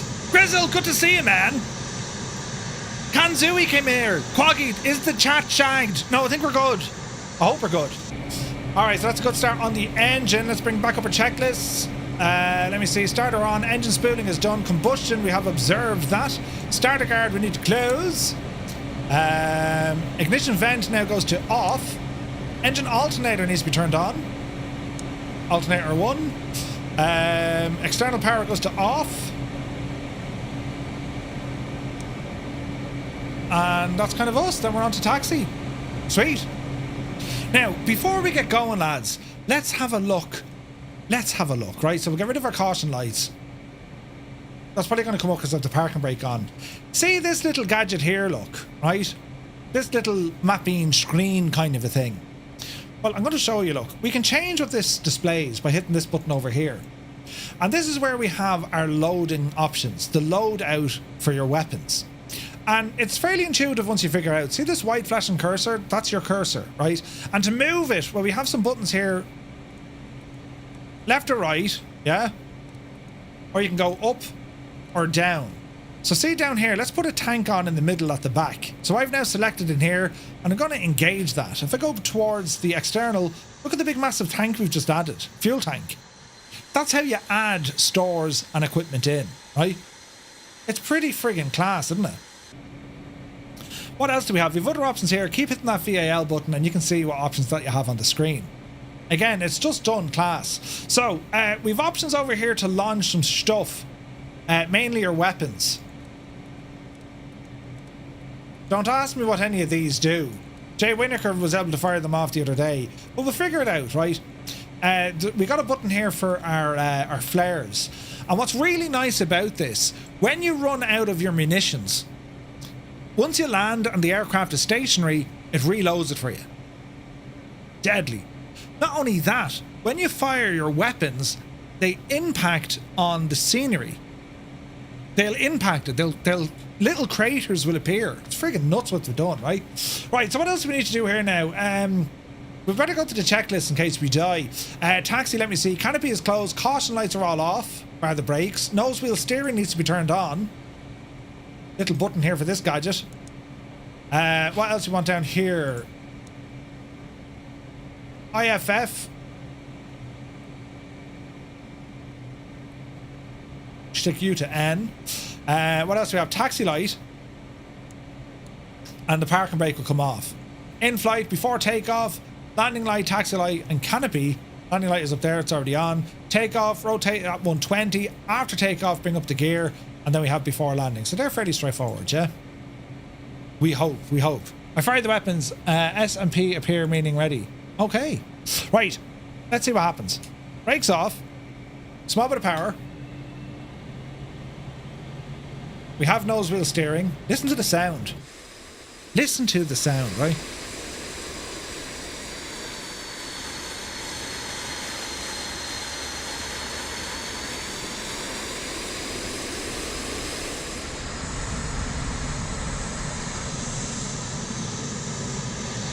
The sound is amazing.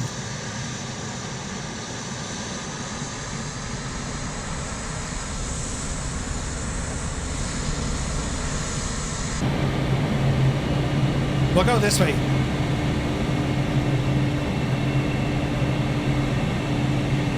Tons of information on our heads-up display. And just overall, I mean, it's a beautiful... look at the modelling even on the interior, lads. It's stunning.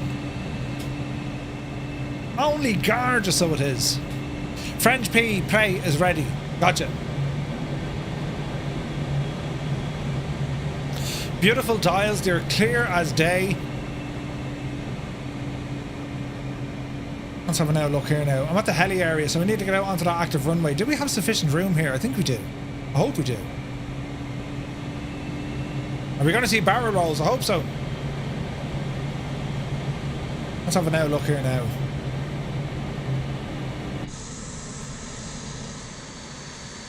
Not a lot of space, even less space. Right, we'll hang a left and just taxi back in. Isn't the model only stunning?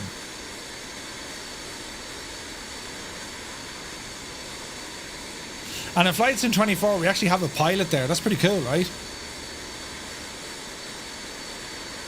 Look at the state of this machine.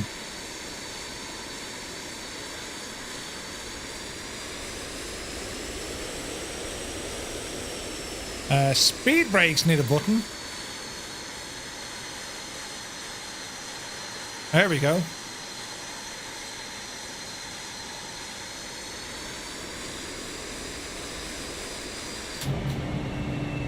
Now, in order to arm the flares, I need to do this button. And countermeasure panel. I think it's over here somewhere.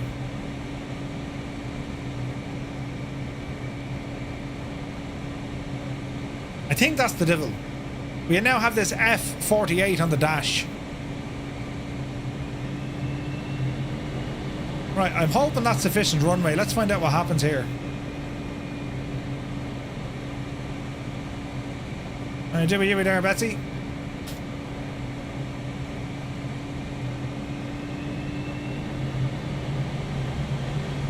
Come on, Betsy.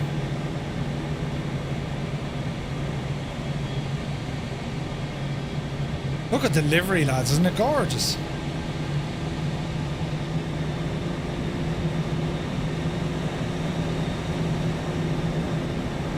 Alrighty. Right, I need to figure out what my afterburner switch is.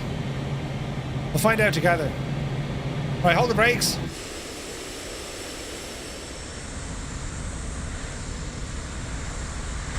Increase the power.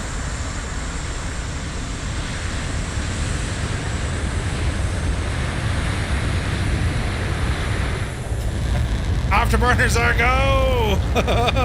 Jesus. Right. Let's see what happens here. We gotta rotate about 120. Speed's alive. There's 60. Sound is good, lads, isn't it? Yep, see Daisy.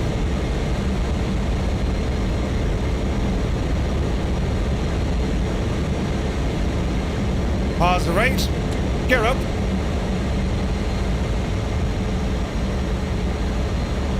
Easy now. Look at the altitude.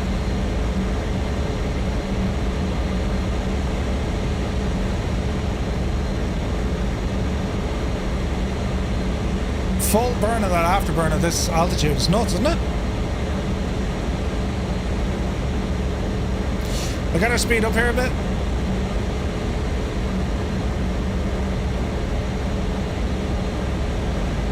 Alright, we're looking better now.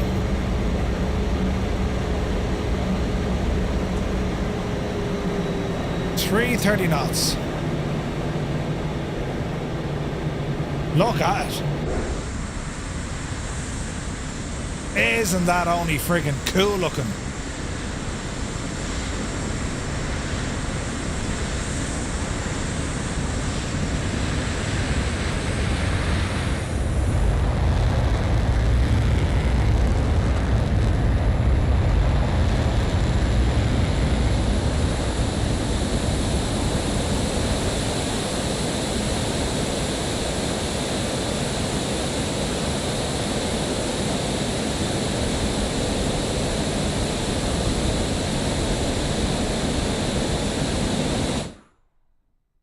The sound barrier has been broken. Isn't that incredible? Mind your ears now, lads. This is going to get fierce spicy.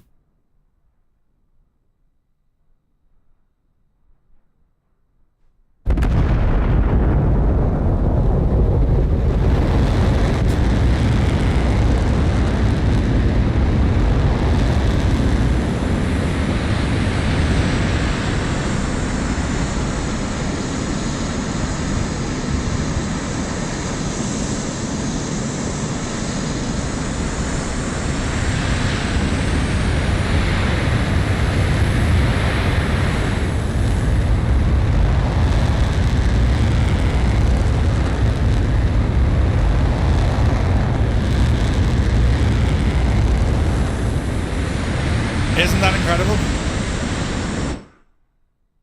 And not a friggin' sound up here at all. That's just insane, isn't it?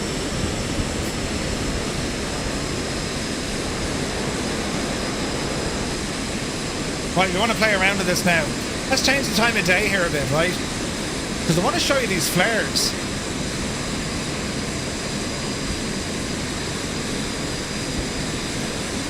Are you ready now for this? This is absolutely nuts.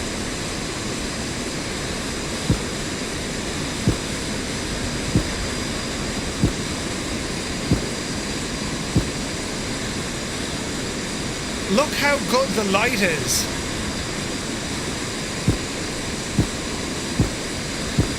See the flash underneath?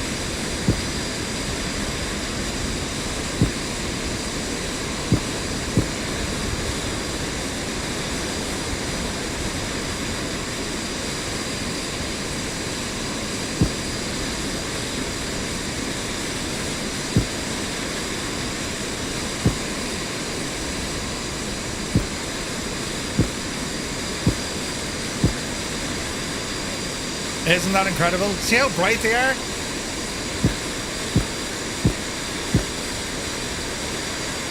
Absolutely incredible.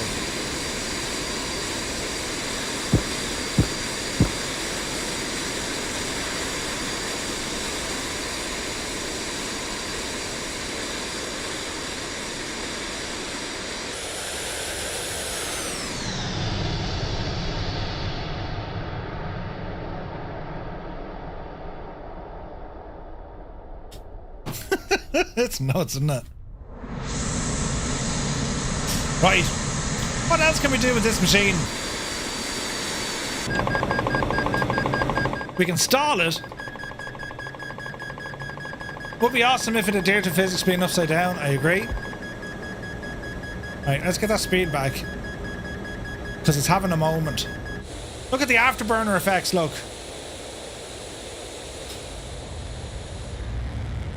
Isn't that mad looking?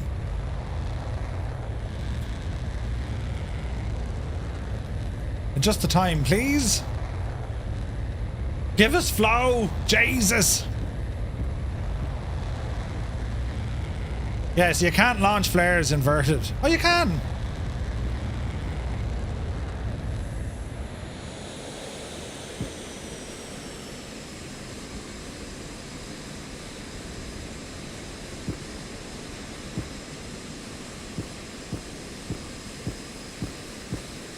It's absolutely cool, lads. Great machine. Wrong button completely. Right, in terms of firing missiles, let's have a look.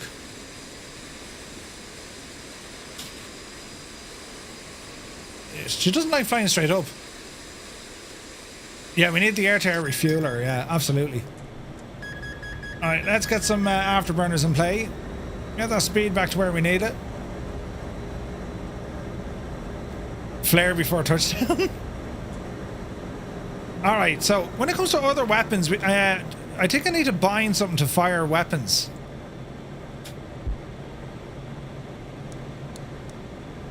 Oh, they're the brakes.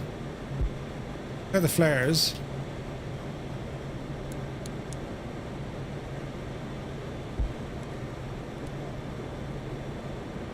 Did I not put a button there for them? They're flares. That's the speed brake. That's the afterburner. It's binded to toggle rudder. Settings. Controls. Toggle rudder water.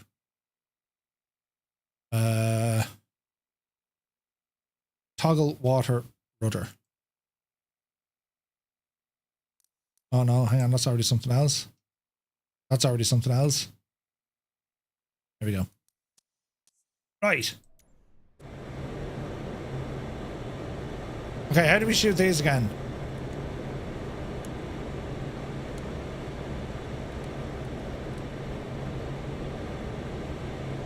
We need to select what weapon, isn't it?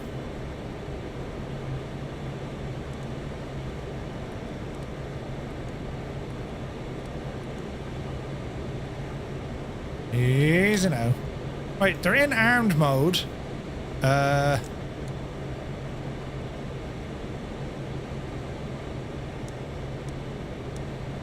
the brakes. I should have read the manual. But the idea being is you can actually fire off the weapons on this. Left mag missile and 530. How did we fire her? Is that it? Cass?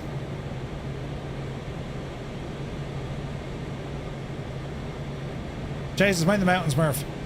I don't know.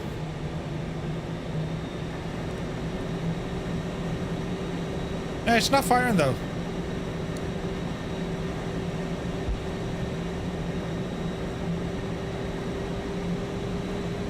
Why aren't you firing? Hang on now. Mag should shoot without a lock.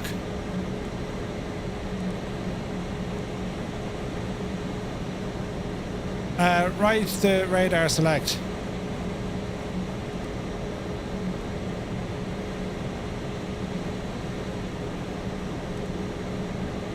Make sure the master arm is on. So that's our master arm switch up on top. And we've missed the trick. I don't know. Someone keep an eye on those mountains, will you? Gear. Auto. They're all good.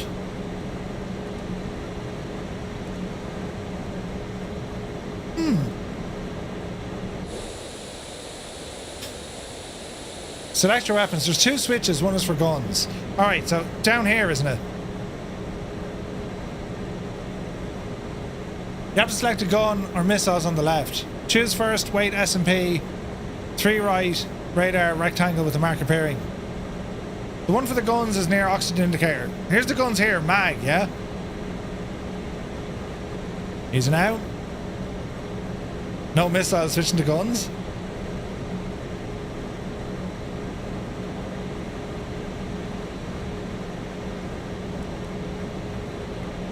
So we've mag, right? Surely there's something I need to do over here. When it says mag, click the empty boxes. Says mag.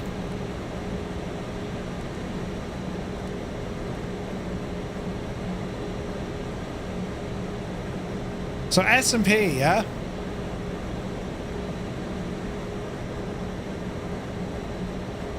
You're armed now. Okay, but she won't fire. What am I missing? Is it the radar we need? Right now. Empty box under mag. When I click that though, it goes to MG1. I'm hitting the water rudder, yeah?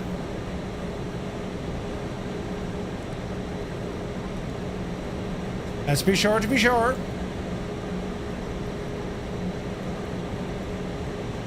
Toggle water rudder, yeah?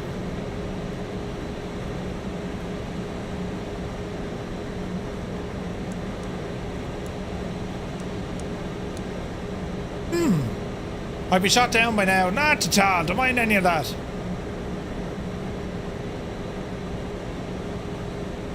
It flies so friggin' so well. I'll get the book. Come on, Naze.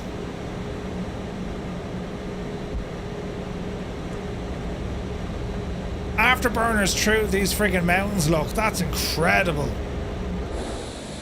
Look at that, though. Jesus.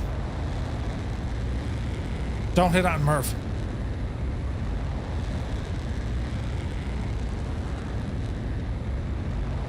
Why are my brakes sticking out?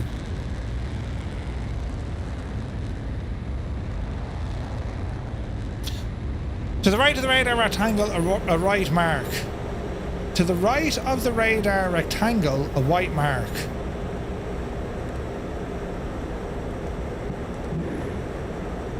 Oh, I heard of something. Hang on.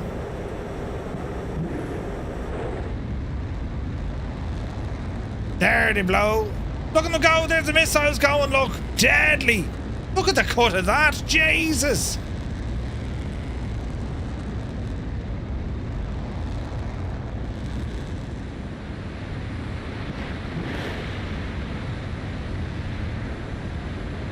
Ah, that's class, lads. That's absolutely class. Hang on, I know there's no sound because they're like friggin' speed, right? But hang on, look, missile out. Goosh. Okay, they dropped fairly abruptly. Right, hang on. Can we do... Yeah, baby! Can we do the guns, though?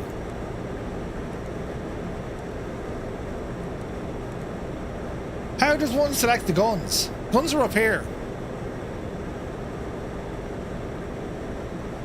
Normally smoke appears behind each missile. But the gas thing is, when they hit the ground, you'll actually see a friggin' crater appear. Which is nuts. It'll actually mark the scenery and you'll get like smoke coming out of it and everything. It's nuts. Down and left from the weapon select. Down and left.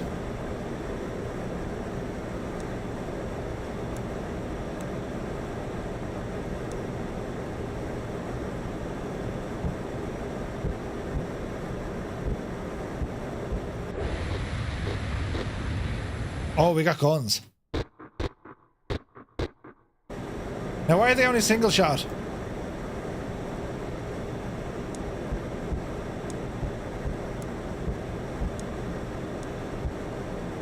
Where is this now? You need to enable continuous press.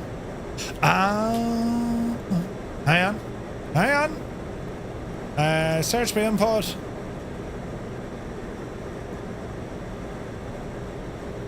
Input repetition. Oh, yeah, baby.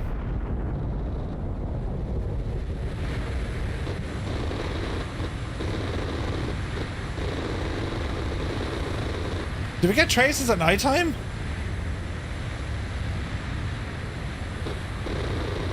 We absolutely do. Traces at night time. Deadly, lads.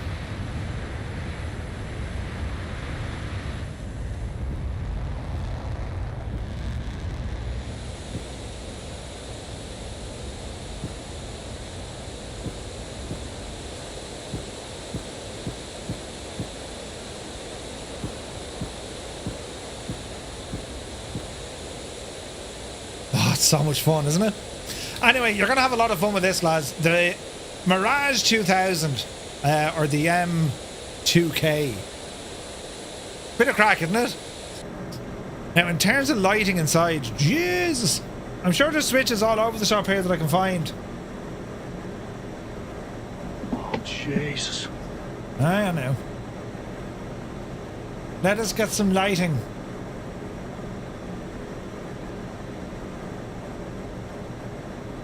Oh, look at the night lighting on this. Dreamy, sleepy, nighty, snoozy, snooze. Isn't that incredible? Absolutely fantastic. What a machine. Are we liking it?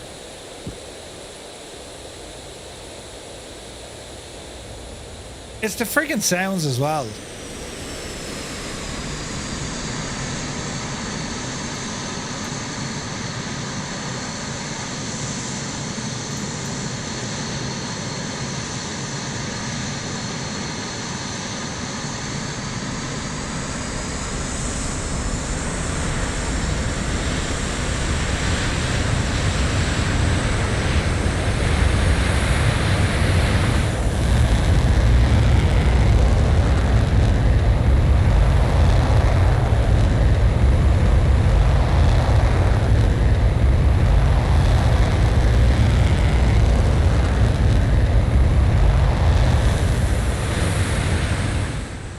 That's incredible. The Vulcan is armed as well. The Vulcan actually has weapons on her as well, Kev. Lads, I'm really impressed with that. That's a beautiful aircraft. Miltech Simulations, you've absolutely done yourselves a savage bit of kit there. That was brilliant. Right, we've more to do. Bloody hell. What have we to do now? The Sokata. Here's one extreme to the next. Right, friends, let's look at the Rallye. Just like the Mirage 2000, the Socata can also fly in the air. What's with the friggin' livery? This is very much kind of, yeah. We got a ton of, oh, look at this. A ton of different liveries. Let's go with that. Save and back. Now, there's a good chance my cameras are going to be shagged. New weapon is the Mirage. It's incredible, isn't it? 2 a.m. finish as Murphy's found a new toy. It's going to be a 2 a.m. finish the way we're going. It's 9:45 and we haven't even scratched the friggin' surface. Right, small little airport for this one. Down to get in. We're in there now and we're going to start off in our little Sokata. And hopefully the camera bug problem of the sim won't render this, you know, shagged. Hopefully, lads, hopefully. Let's see what happens. So we're going to be checking out Aeroplane Heaven's the Sokata Rallye MS-893. Best known for the heritage and World War military aircraft, Aeroplane Heaven released their next project in the fleet, and it is that of a general aviation Sokata Rallye. This thing is capable of some stall stuff as well, right? So fingers crossed. Let's see what this machine can do. That's one extreme to the next, lads, I have to say. But sure, listen. Let's jump into the plane. Please, cameras work. No, cameras are shagged. I think. Because if I try and set a camera here now. Yeah, cameras are absolutely shagged. Right, we won't worry about that too much. Let's see what we're looking at here. Shall we? That camera bug, it's just what happens in the sim. Can't be helped. Right, Jesus, the scale of this thing. Very roomy, isn't it? Very roomy. Hello. Evening now. Nice little machine. Fixed landing gear. Nice textures on this, isn't there? Lovely details in at the engine.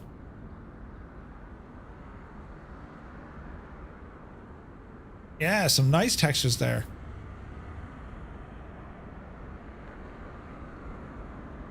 Firing order, look at that. 4, 5, 3, 2, and 6. That's nuts.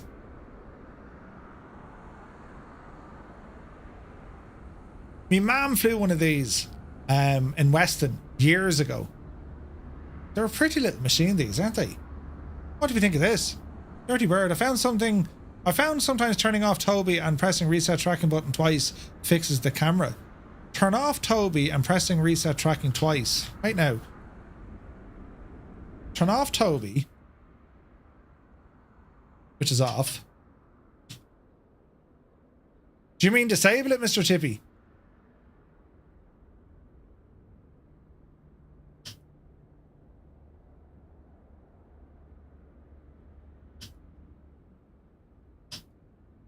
Right now, as we press some buttons. Turn on Toby. Enable. Yes.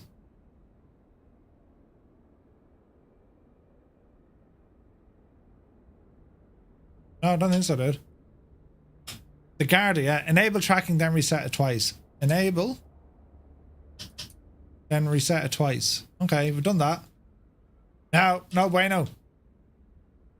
No, bueno, not working for you? No, not to worry, not to worry. All right, anyway, let's have a look at this. Let's have a look at this machine. So internal textures, this is kind of nice.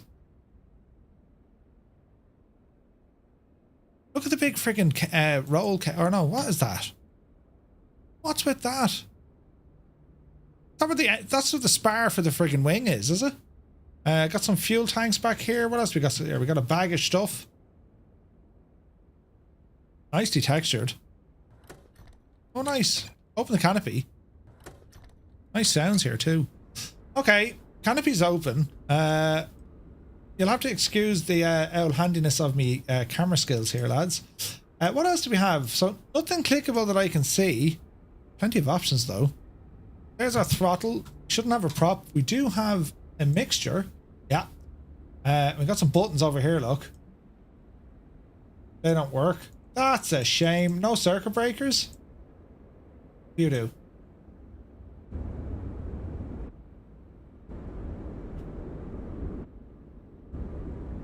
Don't know what he does. What else we have? Trims, keys, carb,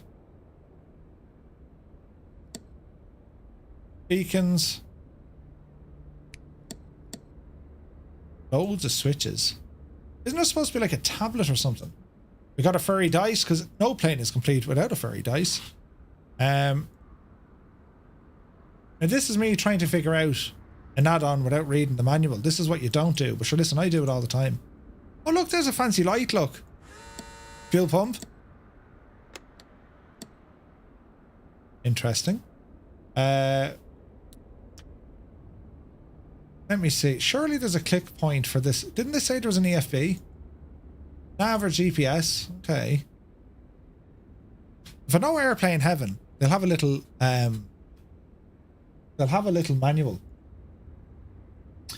Let's have a look for a manual. Let me see. Airplane heaven.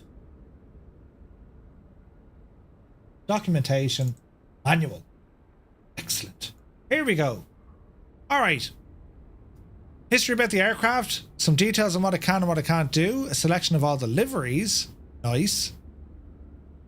Cockpit familiarization guide. So, yes. These buttons down here. Fuel pump, turn slip lock switch. Interesting. 16 and 17 is your battery and alternator. 18 parking. There's your mag switch. Switch for era GPS screen. Number 9. Ooh, nice. Fuel selector. Rudder trim. Flap indicator. Number 5 is your climate control. So number 9 we want to press. Cockpit on the right side. Alternator, exhaust. Mic controls not working. That's okay. Cockpit. Radio controls. Nice. Your lighting. Nice. Starting step by step in the aircraft. Mags. How to start it safely. Alternator. I love it. That's really nice from the manual, isn't it? Really nice. Taxi, parking, trims, flaps. Yeah, we got that. Landing, step by step. That's all grand. Features and options. Here we go. The switch found on the center panel above the outside temperature gauge will plug the ERA GPS module. All right. So there's your switch and then it'll appear. You can also fuel. Engine must be off, battery must be off, you must be on the ground not moving, and then there's a switch to refuel the left wing. That's kind of cool. Let's check out all this jazz. So we're saying this button here. Oh, nice. Look at that, lads. There's a little ERA GPS. The letters are kind of shagged, but sure, listen. Lighting configuration, main menu, waypoint info, tools, map. Yeah, that's not bad. So if we're in walk around mode, is that what it means? We're on the ground, engines off. So can we ramble over now to here? Have we got a click spot?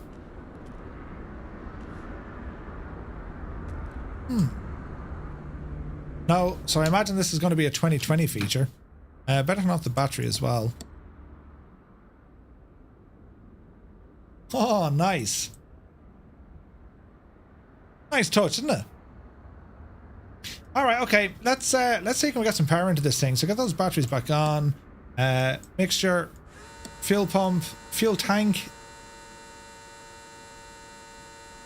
We're on the left side. Open the throttle. Mags. 1, 2, 3. Clear prop. Let's have a listen to the sounds.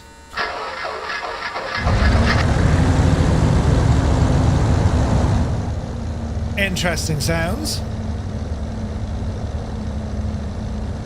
Alright, let's close the canopy.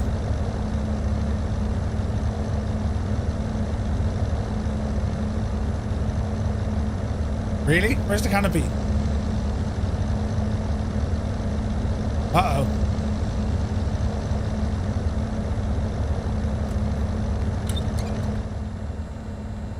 Nice. Okay. What about, oh, look at the animation of the prop. Jesus, that's lovely. That's pretty, isn't it? Can you take off the gas in the wing? Yeah. What about the lighting?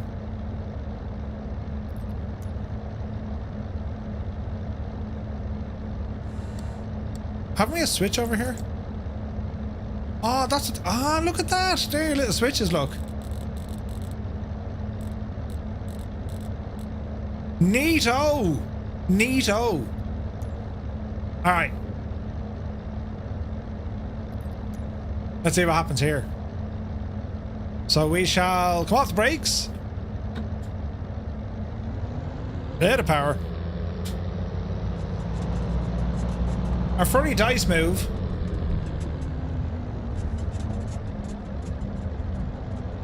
Sounds.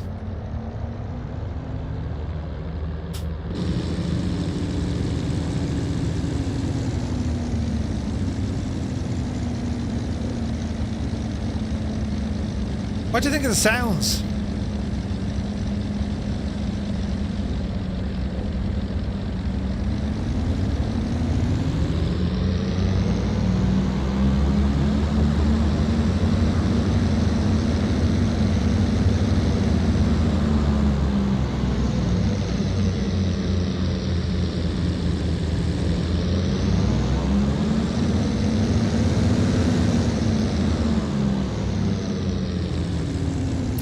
There is a bit of phasing, isn't there?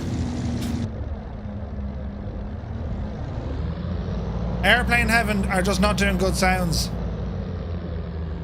There's more friggin' grit in this than there was in their,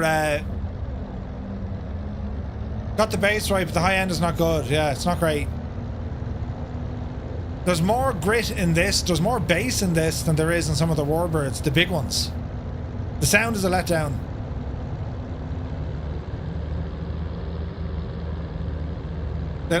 Now look, it's a day one release, so you know, let's see what they can do with that. Let's see, can she fly?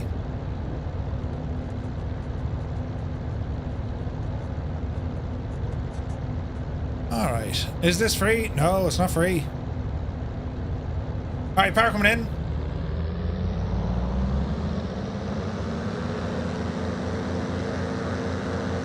Take a power set, speed alive. Here's 60. Yep, see daisy.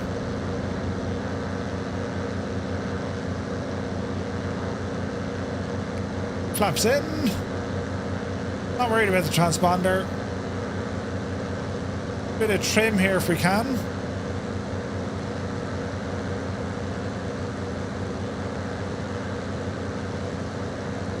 The front on the radio looks very vertically stretched. Yeah, it is, yeah. Same with the GPS. Jeez, the trim is an absolute nightmare. Come on, trim. Jesus, will you trim?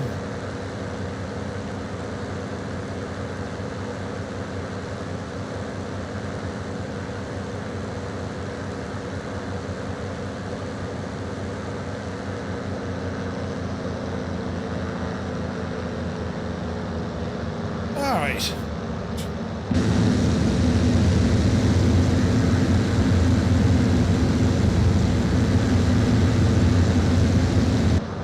Sounds are shite. No point being diplomatic. Did they actually test these with people before they released them? Look it. I'm all for getting aircraft releases. I mean, I love seeing aircraft releases, right? And developers don't necessarily have access to very good sounds. There's a huge waiting list for the likes of Sim Acoustics and Boris and all these, yeah? The dice are nice. But the sounds are not good. That sounds like, you know, a C-54 or a DC-3 or something.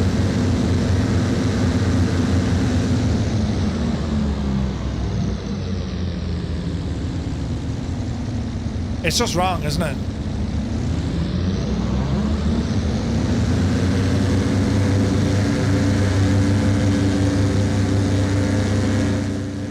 Now, hang on. Let's take the Murphy out of this for a minute. This could be me talking out of me left one. That makes it sound better.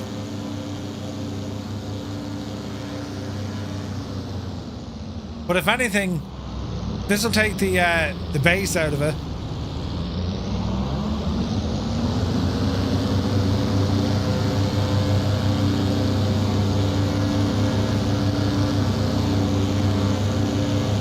It's jumping between my left ear and my right ear.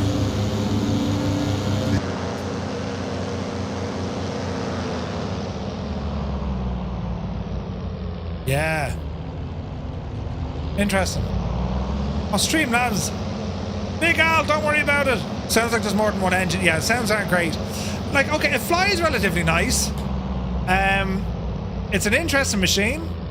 There's no functionality over on our circuit breakers. Some of the textures and rivets and stuff.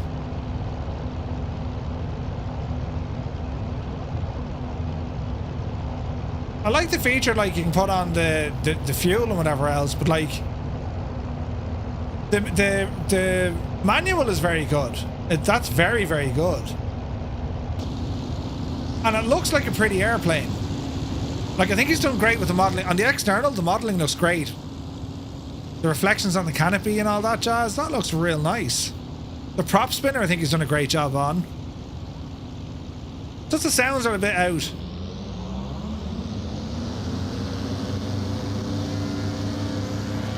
Like, there's great visibility in the canopy.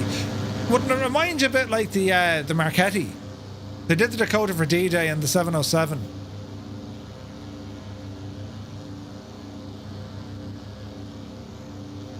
Yeah. Like, it is a 2020 aircraft that is compatible with 2024. It flies nice. Let's take it up for a stall and see how she behaves. Let's see what this wants to do here, right?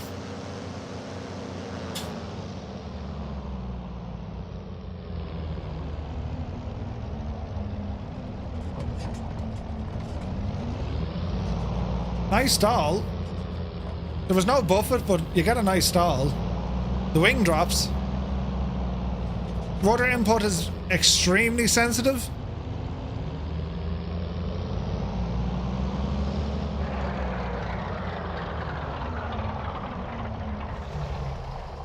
Dead engine.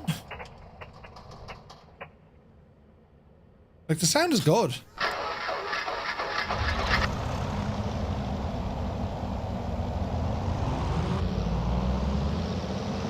Do you hear that engine spool sound? Idle, right? Have a listen to the sound when we spool it.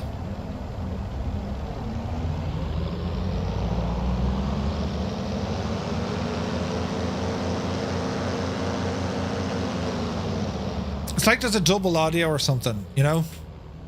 I wonder how the real thing sounds. Yeah. I'd say the sounds are fairly close to it. I just think the volumes are wrong. Or like the equalizer is wrong. Jesus, look at the size of the friggin' slats, look. What is going on there?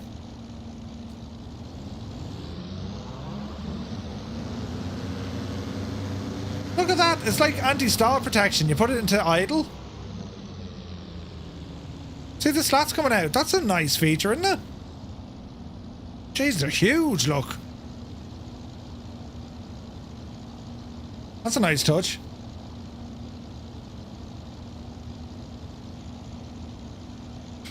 And flaps as well. So the flaps extend and go down. And they're very fluid. Look at the animations there and the flaps and that. That's really good. And those slats, power up, slats in. That's a nice feature. I think it's just the sounds more so, lads. I think if Aeroplane Heaven can do something on the sounds, I think you got yourself a really nice plane. Really nice. It just needs work on the sounds. The sounds ruin it for me. Do you know? Anyway, moving on. What time are we now? Oh, we're getting through it. Next up is the TBF, friends. The TBF, this is a release from Orbx, and it is the Avenger. The Grumman Avenger. Now, first and foremost, this loses points because there's no choice of liveries. It only shipped with one livery at the moment, which would be great if there was more, to be honest. But sure, look at. Let's see what this does. So yeah, Aeroplane Heaven, Socata. It's not bad. The sounds aren't great. If they can get sounds at some stage, it's a nice plane. It's a nice plane. Right, moving on. So this one from Orbx, The Legend of the Grumman TBM. Why did I say TBF? It's TBM Avenger. Why is that in the title, TBF? What a muppet. Anyway, painstakingly crafted with the expertise of aerobatic pilot Paul Bennett, who owns one of the few remaining airworthy Avengers, the digital recreation is a love letter to aviation history. Every rivet, curve, and control has been modelled to bring you the most accurate representation of this aviation marvel. Immerse yourself with the authentic audio recordings captured directly from Bennett's Avenger, from the rumble of the engine to the rush of the wind. Fly like the pros, realistic flight dynamics. All right, well, let's be the judge of that. So, hang on a second. I'll bring to the cockpit here now.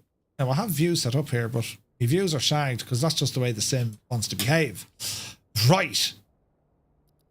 Let's change the time of day for a kind of dramatic effect, right? There we go.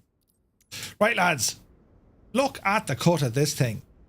Visually, I think this is stunning. Turn us into the sun so we can actually see the textures. Visually, I think this is stunning. I think the modelling work and the use of PBR, the reflections, the textures, everything on this thing, lads, it is beautiful. They have amazing detail on this airplane. It definitely looks the part. This thing just wants to be photographed all friggin' day. It's very pretty to look at. Look at the cut of it, look. Isn't that only gorgeous, look. Look at the detail. It's done very, very well. Look at the textures and everything, like, it's just incredible. It's beautiful. Visually, this is an absolute cracker of a plane, isn't it? The TBF was the torpedo. Ah, gotcha now. Thank you, Scott. Even the detail of the wing, so it's carrier based. Like, this is the sort of advantage a developer gets when they have access to the aircraft. They can really get in and look at all the moving parts. So what we need to do, well, we need to get the wings folded in. But like, look at the textures and the reflections, lads. Isn't this beautiful? Talk about a great job modeling it. It's very impressive. So from the visuals, they've absolutely nailed it. We do have a gun turret and a sight, but alas, we have no guns, which is unfortunate because, well, you know what I'm saying? Daka. But it's not modelled to be a military aircraft, even though it is a warbird. Interesting. Anyway. It's a huge plane, isn't it? Again, all the details. Look on the main landing gear, look. Like, it wasn't enough to put the friggin', you know, the brake fluid on it. The pipe. The hose. I had to move. And even the textures on that. Jesus.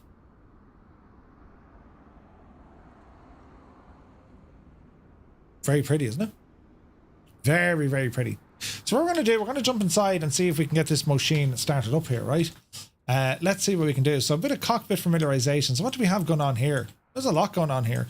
So down on the left-hand side, we have tail wheel hook. We have our emergency fuel pump. We have the serial number. That looks beautiful. Trims, arrestor hook cable. What else do we have here? More trims. We have a supercharger. There's our throttle. There's our mixture. And our prop is up here. Okay. We have our flaps and gear. Emergency gear toggle, flap indicator. Oil cooler flap. Car bear. Engine RPM, manifold pressure. Some modern avionics in here. Don't know if we can disappear those. I think we can. What else do we have here? Airspeed indicator and knots. Turn and slip. Heading indicator, altimeter, vertical speed indicator, engine blinker for oxygen, wing spread. Are they on the way? I imagine we need to get some power in here. Master switch. So we want to fold those.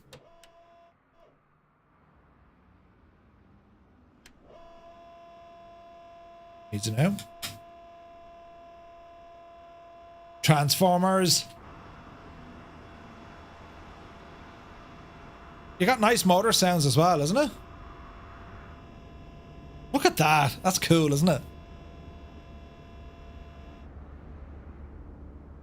Nice touch. Nice touch. All right, let's lock this. And what else do we have down here? So there's an LOD issue here. Look at the rivets on the ground. See that? That's strange.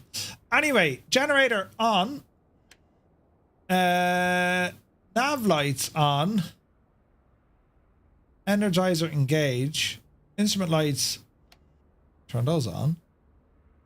Now, let me see. Fuel, left main, right main. We go left main.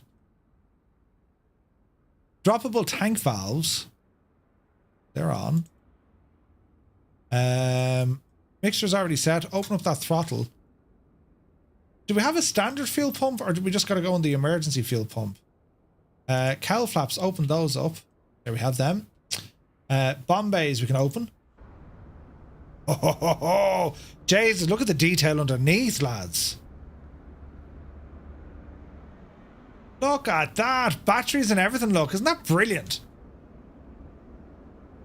That's real good. Very, very good. Right, okay. Get the bomb bays closed. Now, in terms of starting up this machine, mags on, prop full, open the throttle. I don't see any way to prime this engine unless I'm missing something, lads. So we'll just go with the emergency pump.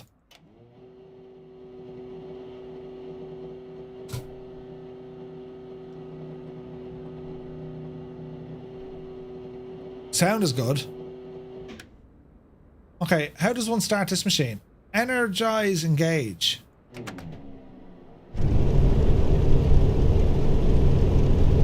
That was a strange startup sound. Let's try her again.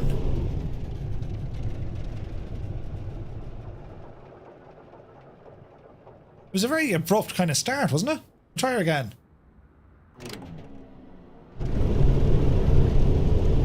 Alright. Radio master on. Gens are already on. This guy does work. Very dark though. And only some of the buttons work. Okay.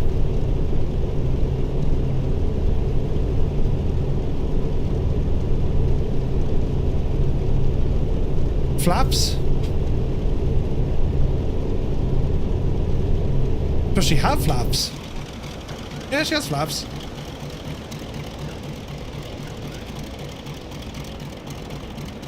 Jeez, that sounds nice.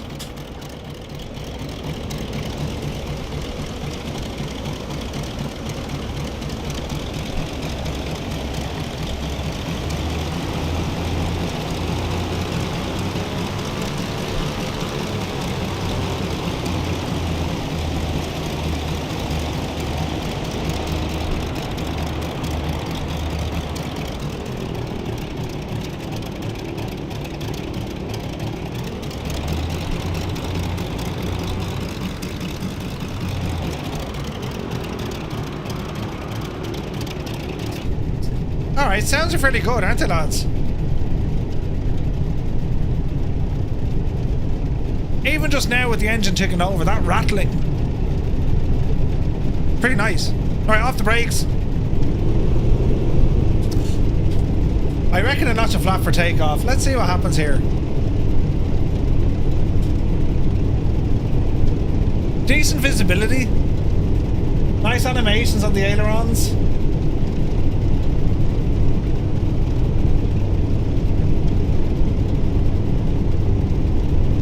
She's a little bit giddy on the ground, but let's go with it.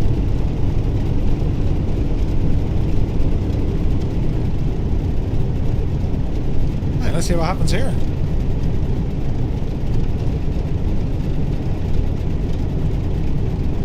How will it fly, friends? How will it fly?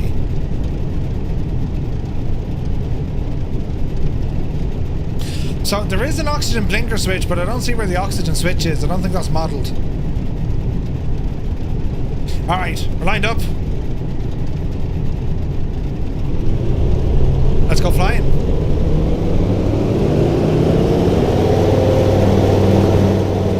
Jesus, she's loud.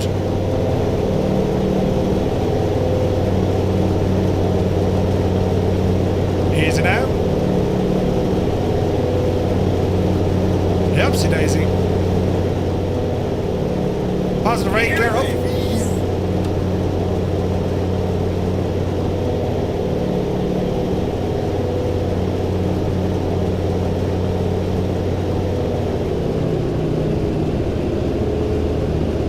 Easy now. Hey Rambo, good to see you. So there's a lot of P factor. We're getting dragged to the left quite a bit. I haven't even turned. I just centered my controls there.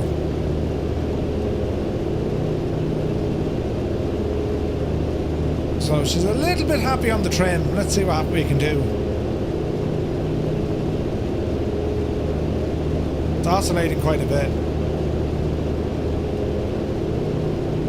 Right, get that nose down. It's as if the trim doesn't want to play. And there's a lot of roll left. Let's try and correct that.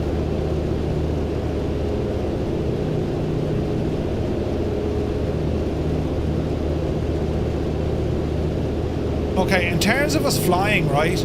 We're doing 120 knots here. The pitch is way too sensitive. This is a warbird. It's not a friggin' stunt plane.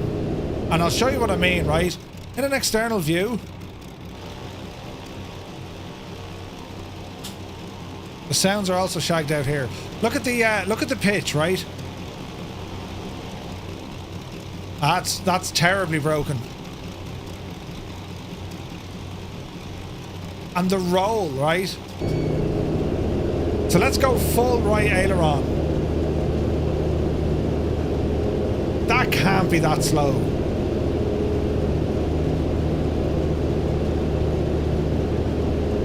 Is it not the physics in the sim more than the plane? No, man, it's the plane. The physics in the sim are actually quite good. It's how the airplane is modelled. So the roll is off.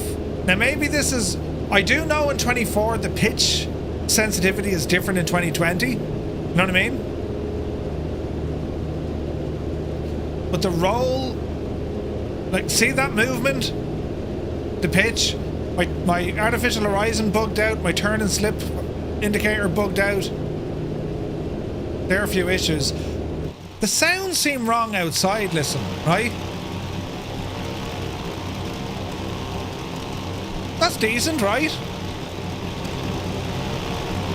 Move back towards the plane.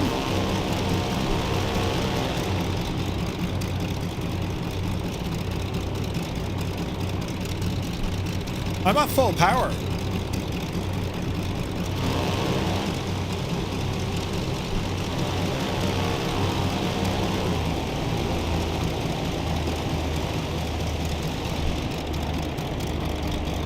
Let's go full power. Listen to the sounds.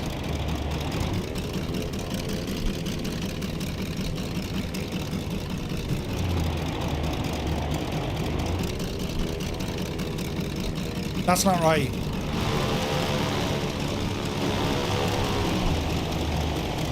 On one side it's okay.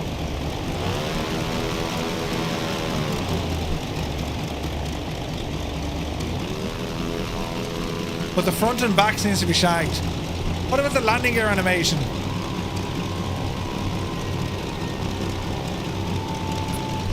Great sounds, very pretty.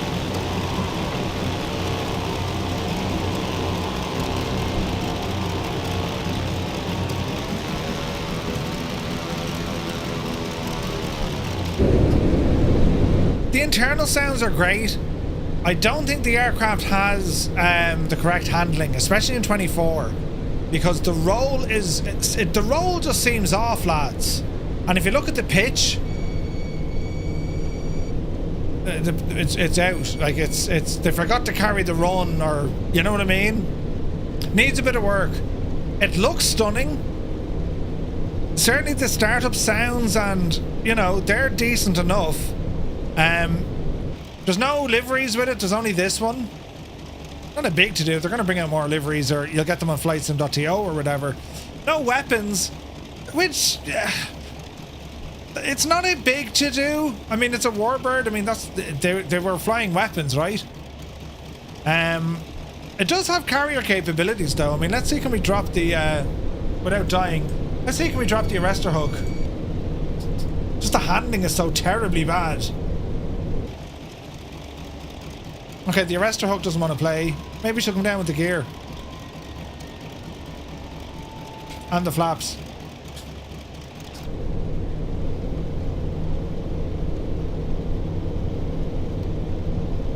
That's the tail wheel. Arrestor hook. Yeah, that's there. That's a nice touch. We're gonna stall. Easy now. Jeez, look how narrow the arrestor hook is. That's awesome.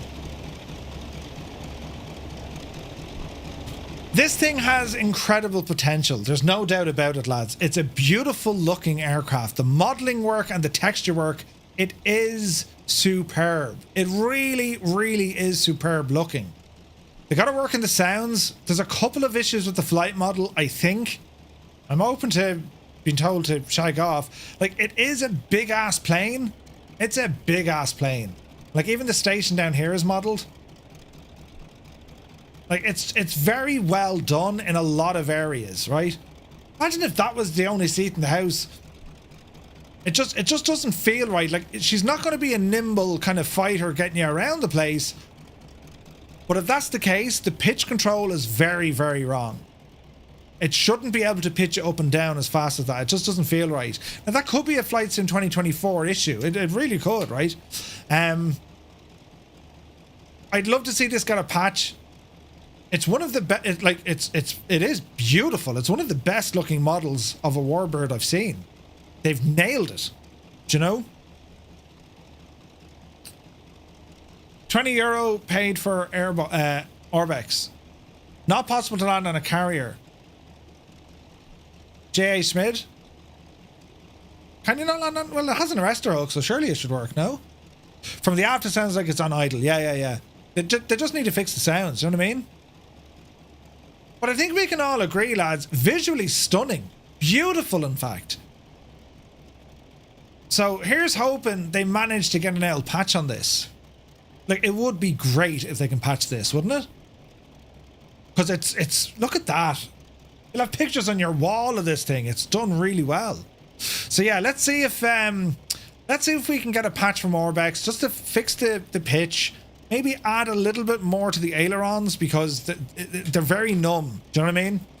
And the sounds. I think if they do that, they've done enough, at least for now. It's a $20 add-on.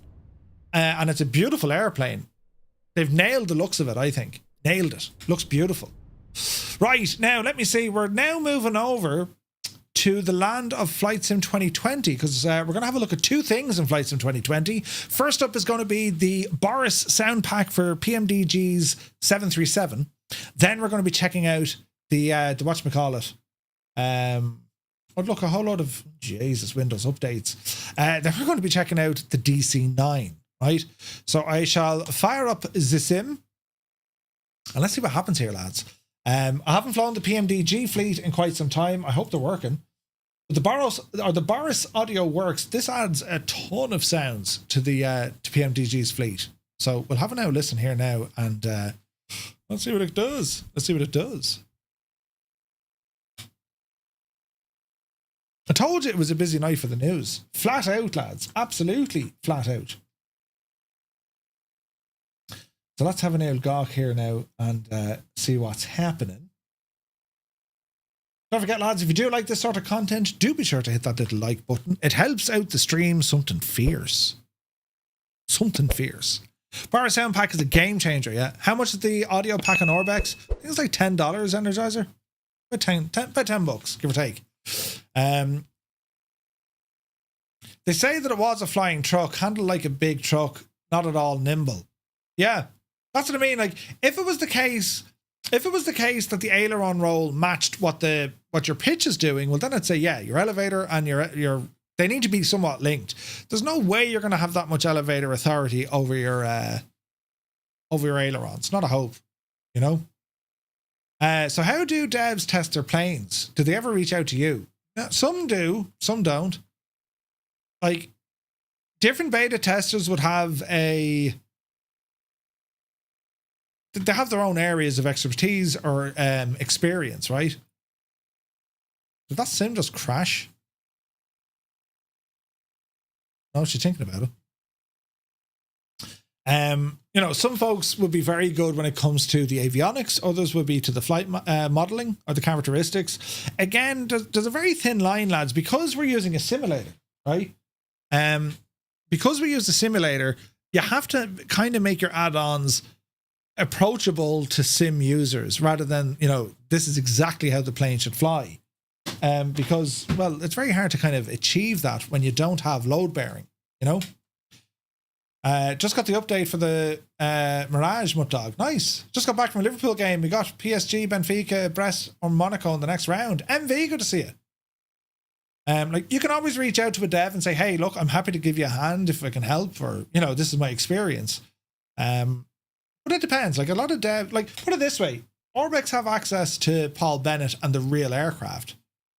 So whatever happened between Paul Bennett flying it going back to the development team and then being pushed to release, something didn't get added in, you know? Most of us aren't pilots. Yeah. But like, there are certain things that sim pilots, we're accustomed to certain things. We'll know if something feels right or doesn't feel right within reason. Do you know what I mean? Like, there are some issues with add-on aircraft, especially some of the old piston-driven ones. The radials, they pull like a divil to the left. There's got to be ways in the sim to kind of correct that. What's going on with me computer, lads? We're getting all sorts of graphical issues.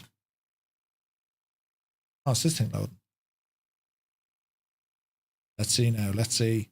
That NVIDIA update, when's that due out? Tomorrow, isn't it? I heard some people had issues with 2020 after joining 2024 sim update beta 1. Ooh. Yep.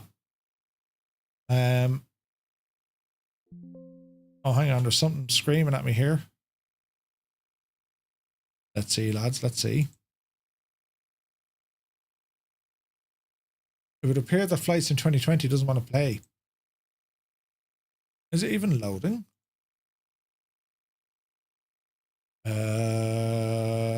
0 on the disk, 0 on the network.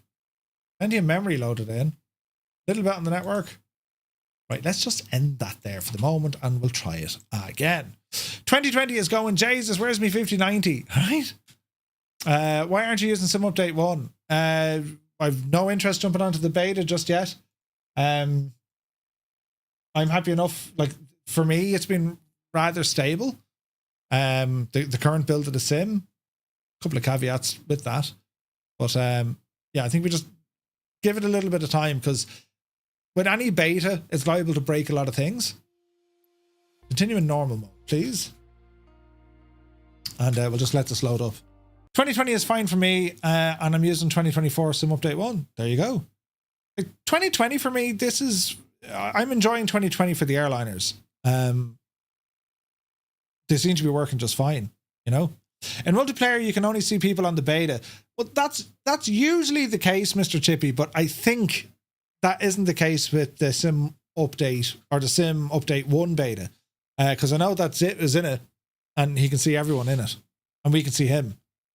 So I see some say they fixed the ground heli physics. Yeah, some of the, yeah, they've worked on a lot of the physics. They've worked on optimizations. They're fixing crashes. There's like the tail registration numbers have been fixed. There's audio issues fixed. So yeah, multi-streams for the win. Right, let's see. Hopefully this will load up and it behaves itself now. And yeah, we're going to be checking out the Boris audio sound pack for the 737, and then we're going to have a look at that DC-9. I know a lot of people are interested in it because it is a classic airliner, and there's been weird reviews. Just Flight have actually pulled it from the store, so let's find out why. You know what I mean? Flipperolo, yeah, they're showing the beta players, so we shall see. What else do we have?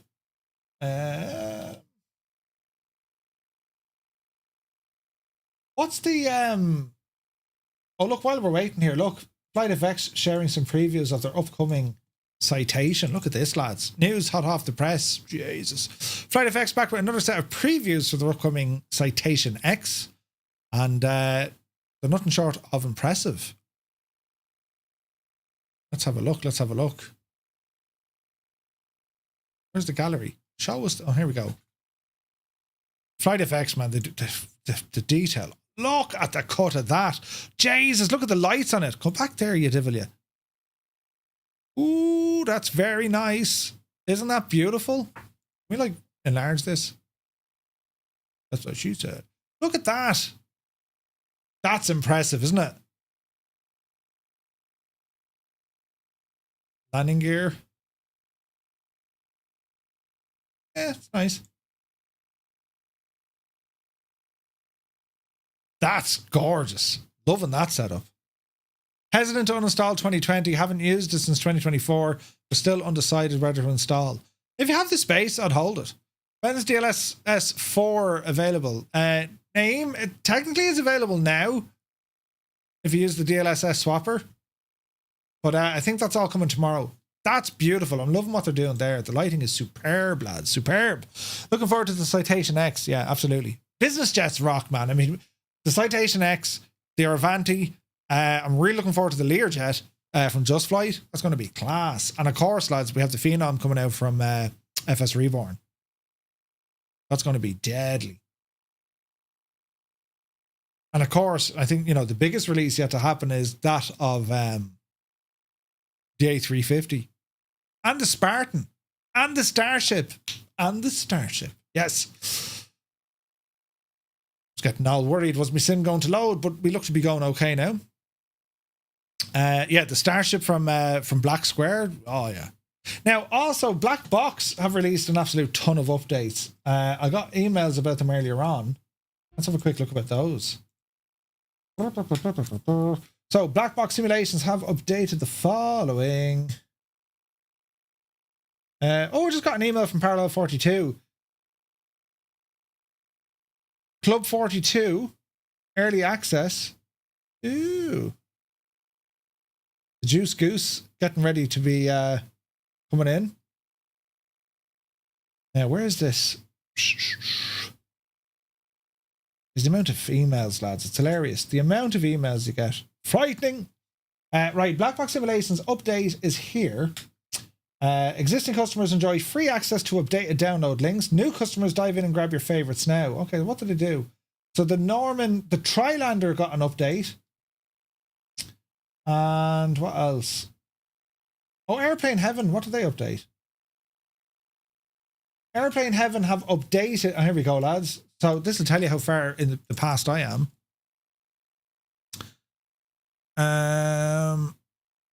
Airplane Heaven Sokata just got an update. Resolved the overstress and overspeed problems. Didn't see that. Added a heading indicator. Changed the auto slot behavior to better help at extremely low speeds. Removed some of the twitchiness from the flight dynamics, and they added JSON files. No word about the sounds though. Interesting. We need the sounds. Now I want a 737. 737-8 will do us. PM to G. And what liveries do we have here? Sure, it has to be Firefly Air. And We'll bring it to Dublin. We'll park down here. Now I don't have the update at Dublin yet, lads. Nothing I can do there. Live weather. What was it like today? It's fairly alright today. Let's see what happens. Do you have performance issues with the Phoenix? Yes. I have a load of performance issues with them. Do you know? Sid Squadron, Tony, good to see you, mate. How are you? Congrats on the front page, my dude. You absolutely nailed it with your 8-hour stream. I was there, hiding in the background. Great to see you, mate. I hope you're keeping well. And yeah, so the L9... Wait, hang on. What else did they update? So the Trilander, the Islander... I have 5 emails here from them. The Shorts Regional has been updated. The Islander 2000, which we knew. The Bulldog got an update. Nice! And the L19. Brilliant. So they all got little patchy updates to get them up and running in 2024. That's great news, lads, isn't it? Do you know any add-on, like a better camera for Flight Sim 24? Well, they have... well, Chase Plane is on the horizon. That's on the way. Mr. TPHI is here. Good to see you. Are they big updates or just updates to get them working? Our new installers make process seamless and aim to install directly into Microsoft Flight Sim 2020 or 2024. It doesn't say what the changelog was.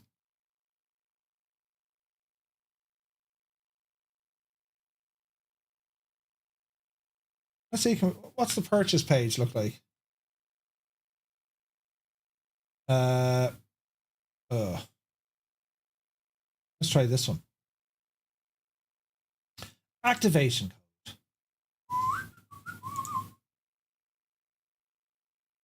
Let's try this while the sim is loading up here in the background. Activation code. So let's see. Well,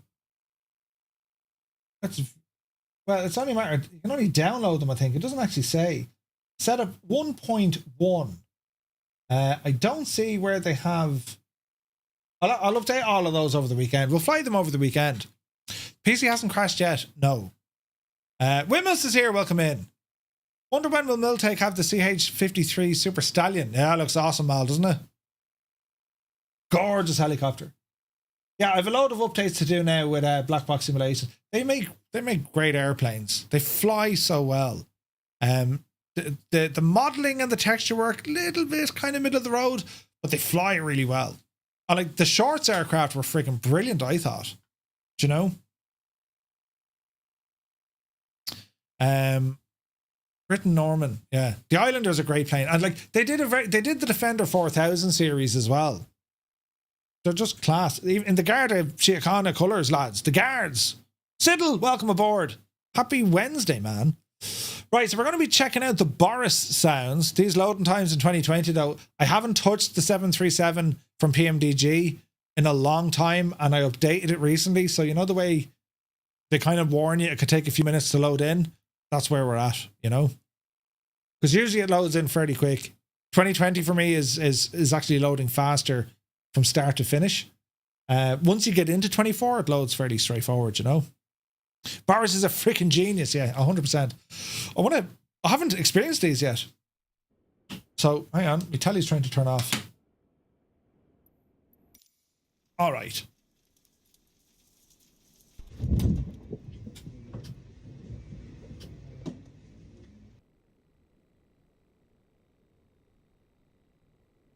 Okay. This is all new. Haven't flown this thing in ages. Right, the Boris sound pack. What does this thing actually do? So we should have options down here. Passenger chatter. COM3 on the overhead.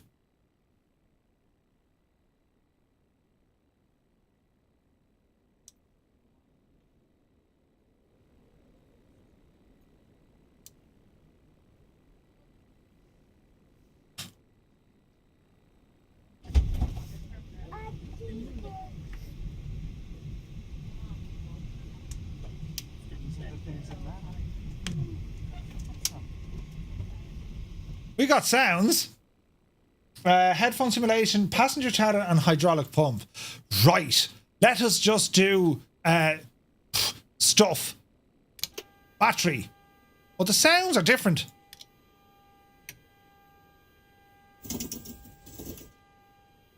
Oh, yeah. Right now, is this available in the tablet?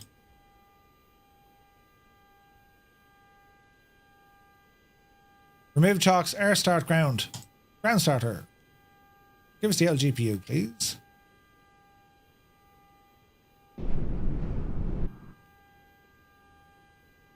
Connecting the GPU. GPU power. Wait for the green light. It should be.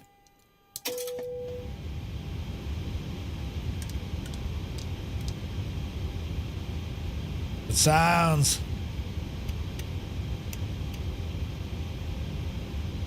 Hydraulic pumps now. You ready? You ready?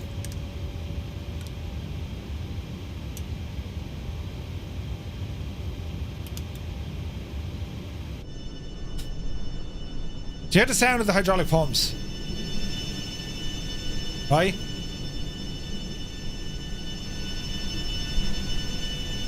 And I think you can change these.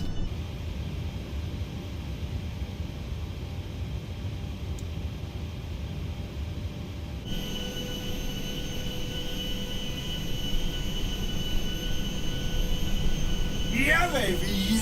That's pretty good. Right? Hydraulic friggin' pumps, lads.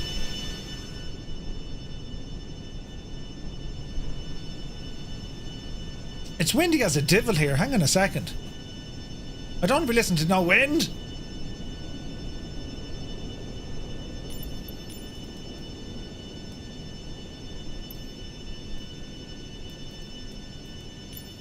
There we go. Alright, sounds are good. Let's continue on. They're aligning. Cancel, cancel. Loads of friggin' buttons here to press and to play around with. This is going to be a very quick startup.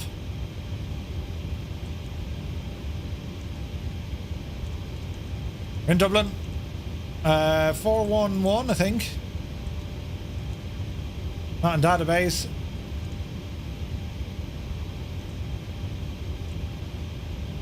Next page, stretch pad, horse in, route, Dublin to, let's call it Shannon.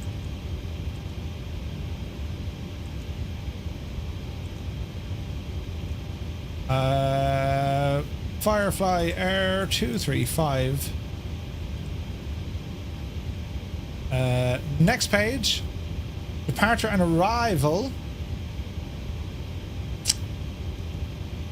Dublin. What are we departing, lads? 2-8 left, isn't it? We'll go Pesset. Pesset 6 Alpha.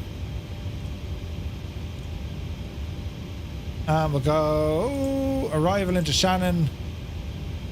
ILS 24 on the Deegan 3 Delta. Alright. What else do we want to do? Performance. We're going to go to here. We're going to tap that. No, we're going to do that. No. Right, PMTG. Haven't flown you in so long. 15.8.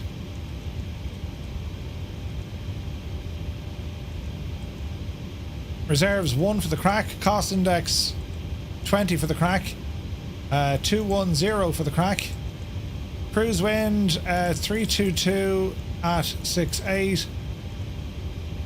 Grand.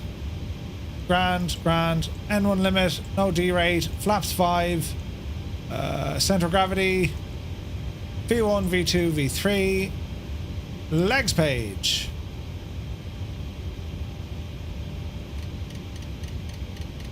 APU sounds need to come on.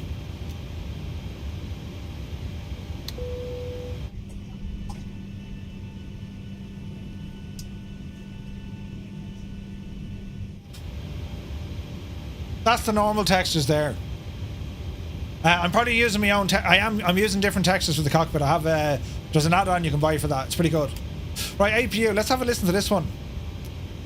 Starter button. Disappear me, and we'll see this rising.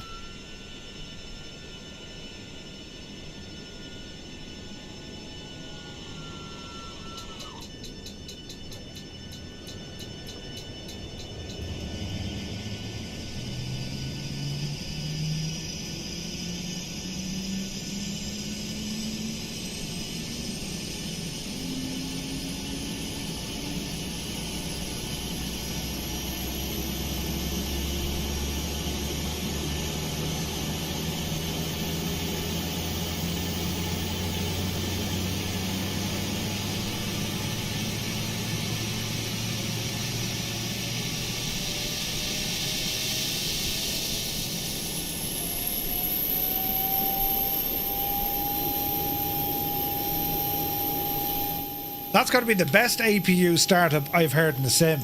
That's incredible. Right, APU should be available. Get the bleed on. Ground power off. What else do we want? Back them on. Release that. Brakes.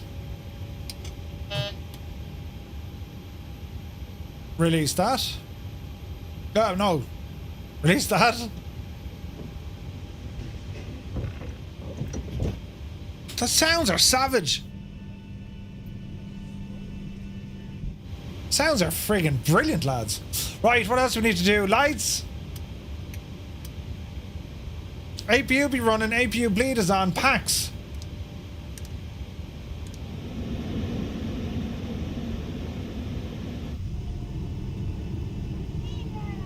Did you hear the...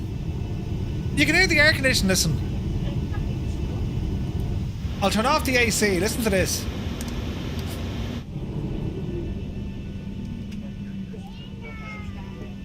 Did you hear them spill down?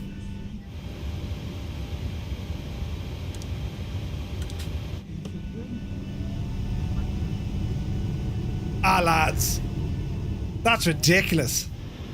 That's ridiculous. Right, push us back there now, Finton. Do we have us push back?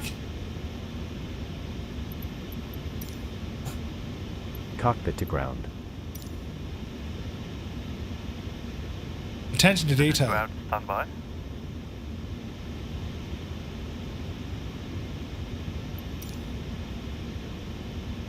Alright, that's planned. What else do we need?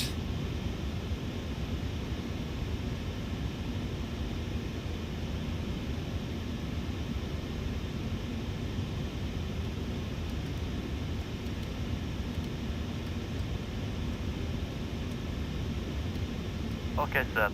The bypass pin is installed. All doors and hatches closed and the ground equipment is removed. The parking brakes are set. You may lift.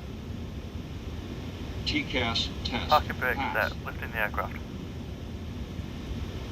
Easy now, Jemima. Don't knock us Standing over. by for pushback.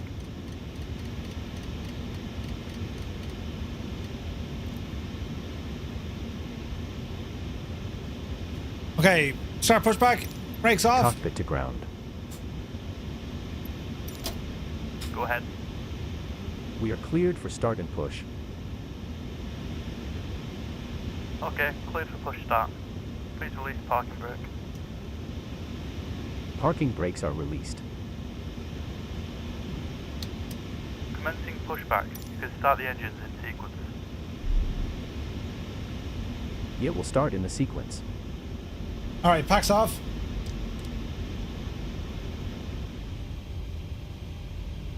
Engine spooling.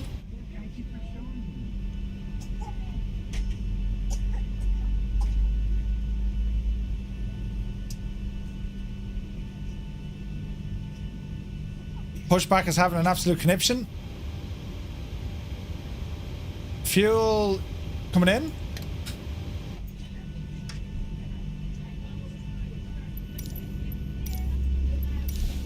Okay, pushback completed. Let's have a listen. Please set your parking brake. Parking brake set.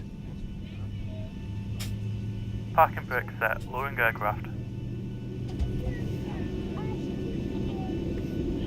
Ground. Startup is complete. You may disconnect. Okay, sir, cleared to disconnect. Pin has been removed. See you at the side. Have a safe flight. Holding position waiting for the visual. Thank you and goodbye.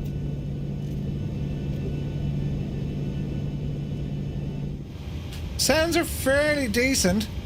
Let's go left side. We'll go external for this one, lads.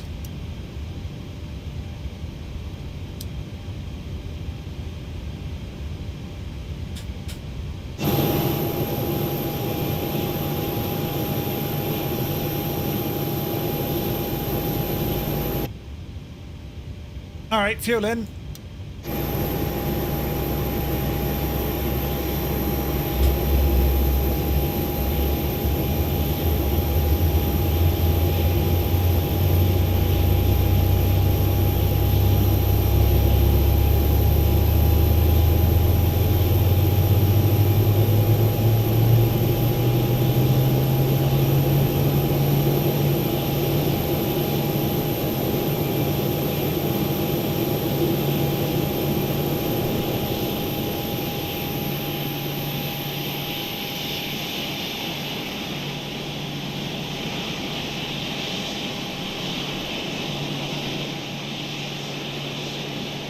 They're good.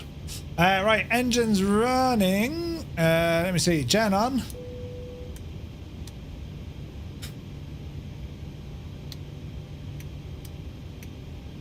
APU off. Packs back on. What else do we have here? Taxi light coming on. Alright, lads. I wonder, can I adjust the sounds?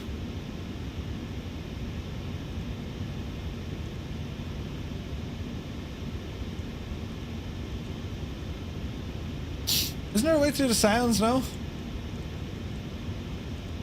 Colors, options. Equipment displays. How do we do the sounds?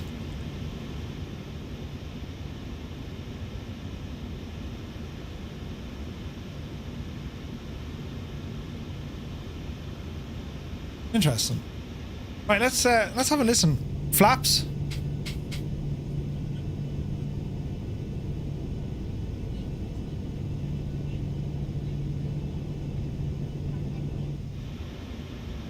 Flaps are moving.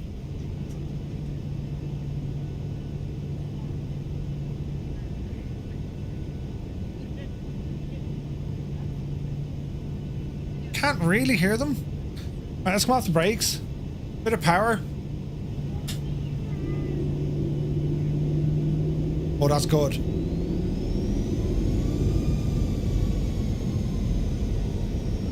Oh, that's good.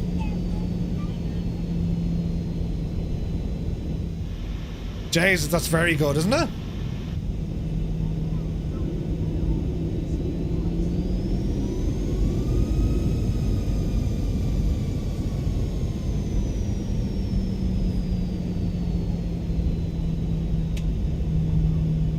Can you hear the flaps from behind the wing seats? Let's find out.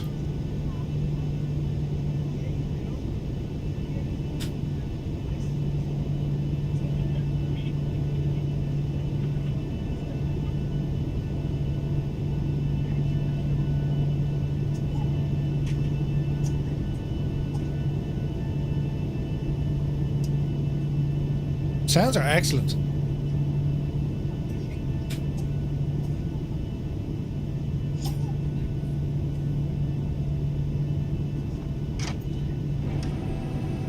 Yeah.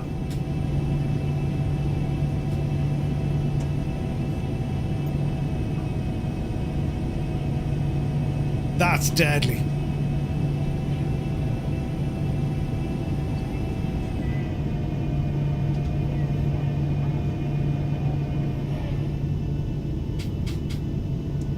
Flaps down.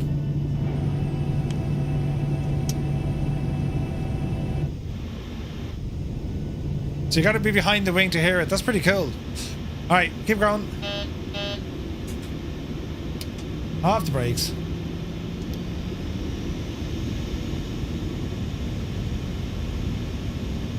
Come off the brakes. There we go. Right. The flap motor is, yeah, it's way further back. Yeah, it's very good. So we're going to blast off just to give you now a listen to the sounds here, and bloody hell. Then we need to show you the DC-9. We got another 20 minutes or so, lads. We'll run a little bit late tonight, but worth it. Hopefully this has given you a good indication of, like, we've covered quite a bit tonight with add-ons. So hopefully it's given you a good idea.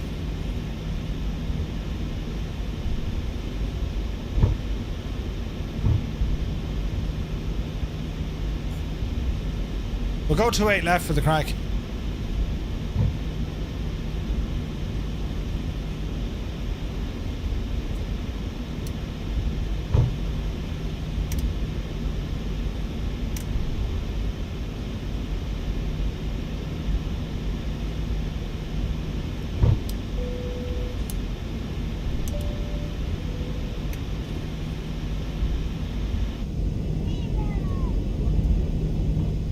It sounds friggin' incredible, lads.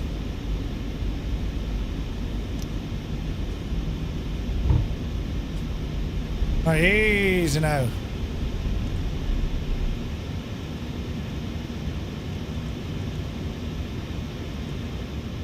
Right. Let's have a listen, shall we? Power coming in.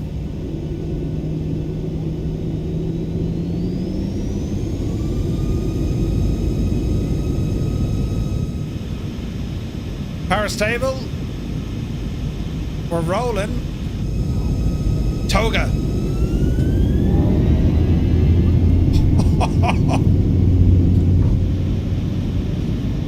Airspeed alive. Speed alive. New voices. 80 knots.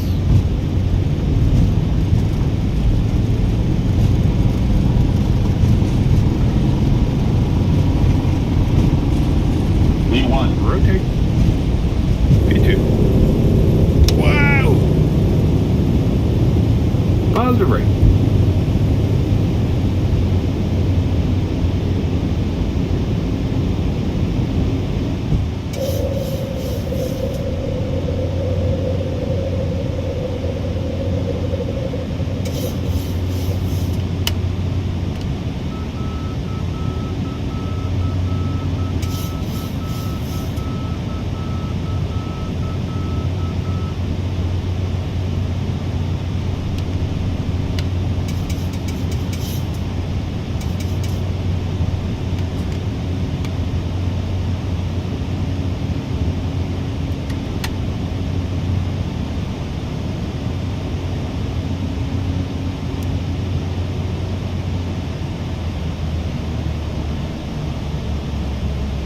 This is incredible. It's the Boris sound pack for the PMDG stuff. Bloody hell, lads. Let's go external, let's listen.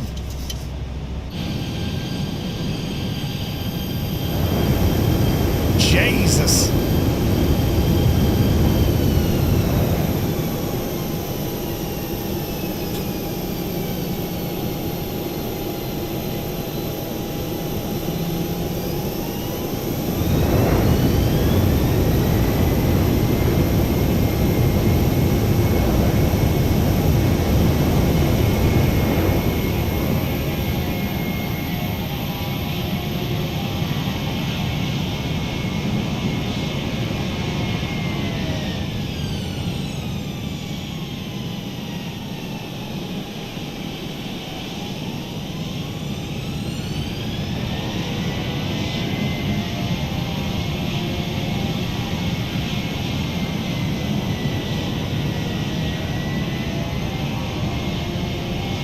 That's impressive, lads.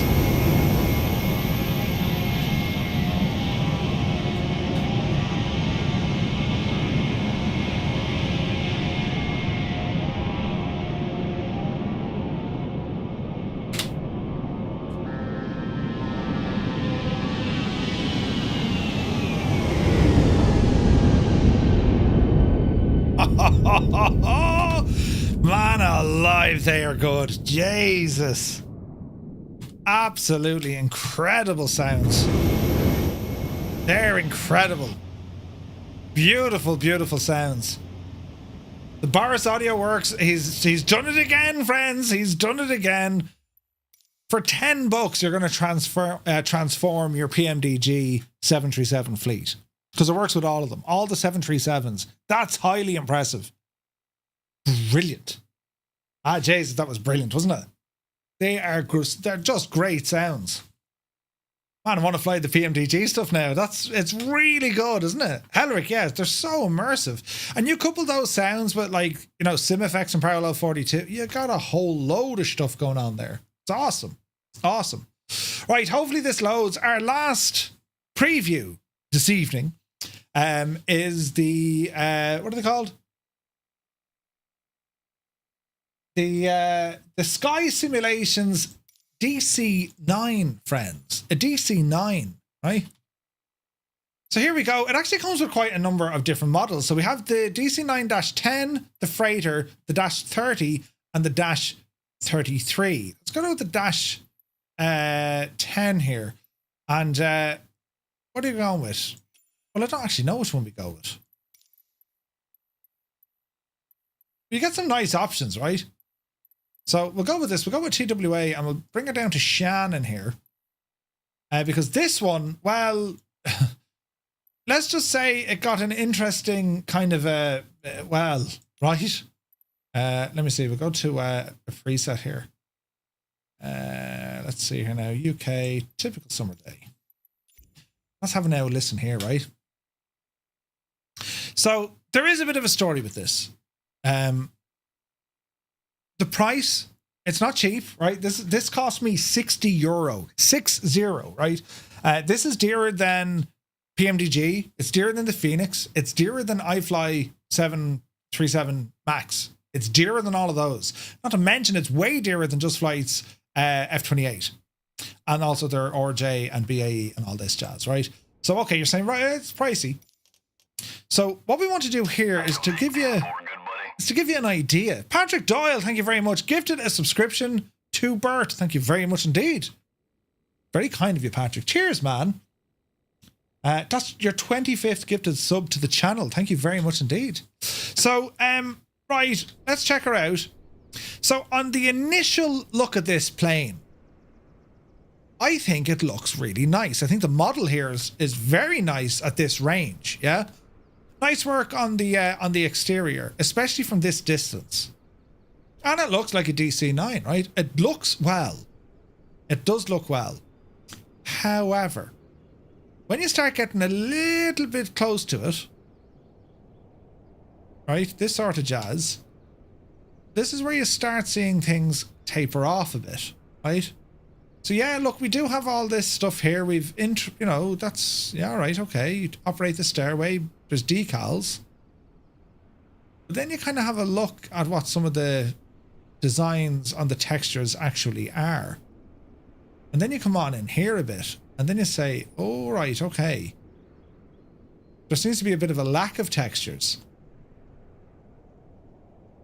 But that's okay. Let's not get too bogged down with whose textures look nice. There's a bit of detail on the main landing gear. A bit of detail. Got some springs there, and these textures look a bit kind of but yeah, we won't follow over that. Nice bit of detail. Like, I'm looking at small stuff here, but okay. The leading edge, there's textures on there, but they're very, I don't know what they are. They give it a very decent look at this range. It's only when you start getting up close to it, it's, Let's check out the engines. Because these are friggin' loud engines. So yeah, look, we got the fins in there. We got the blades, right? The textures, well, not great. And then towards the back, great detail, but low resolution. And then, well, there is no exhaust. I mean, it's like, huh? Yeah, right? And then you have this sort of crack. This just lets it all down. But anyway, we won't get too worried about that. Overall, and at a decent kind of a distance, yeah, I think it looks pretty nice, actually. Nice reflections. The model looks to be on point. Not bad, right? Let's ramble in. So we'll go into the passenger cabin, and there is a cabin modelled. Shugunk. And again, it doesn't have to be, you know, it doesn't have to be terribly fancy. It's a passenger cabin. What are you going to do with it? What is iconic to the DC-9 and of course the MDs and all that sort of jazz is the back door. There's a tail door here that drops down. That's the crew door. They haven't modelled it. It's just blank. Blankety blank. Opportunity missed, I think. But again, don't worry about it. So passenger cabin, yes, it has a 3D cabin. Very nice. Main door, entry, T-station, all that stuff. And then we're into the main cockpit. The flight deck. And the colour looks pretty on the ball. The overhead looks on the ball, right? I mean, overall, I'd say it isn't terrible. I mean, it's not disgraceful. This isn't bad, right? Right. But let's have some fun with this. So, what's really iconic about these aircraft are the sounds. The sounds. So, well, let's have a now look around here. So, textures in here. You got a big briefcase. They're kind of reminded.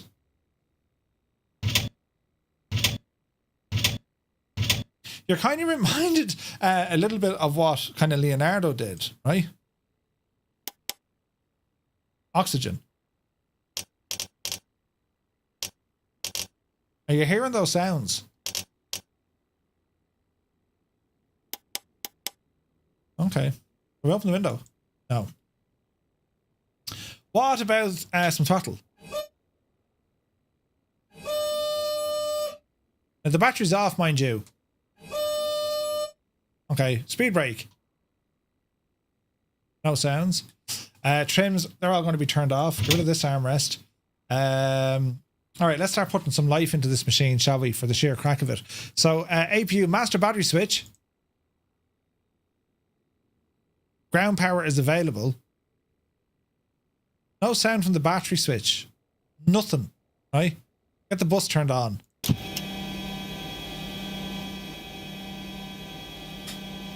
No warning sounds. Usually you do, but... Okay, the buses are on.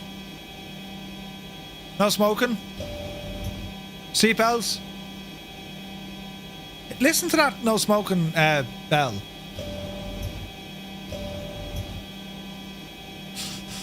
Alright.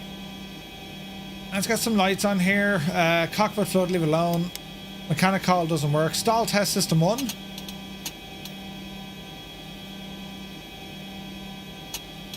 That doesn't want to work. What about our fire tests? Ground power, APU power, external power. Leave all those on. No animations, but they click. Okay. What else do we have? APU generators. We'll mess with those in a moment. We do have some dials working. That's a good start. This is the APU, so we can go ahead and put on the master switch. Agent arm, leave it alone. Fire discharge, leave it alone. Pumps are already on. Center pumps, will turn those on. Airfoil, leave them alone.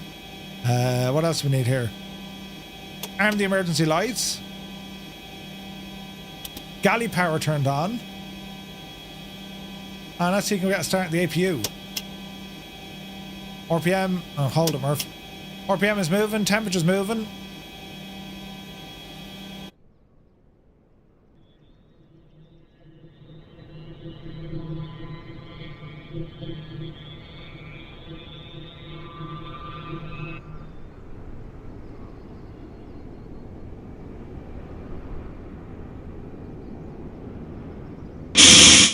Jesus! There's your APU.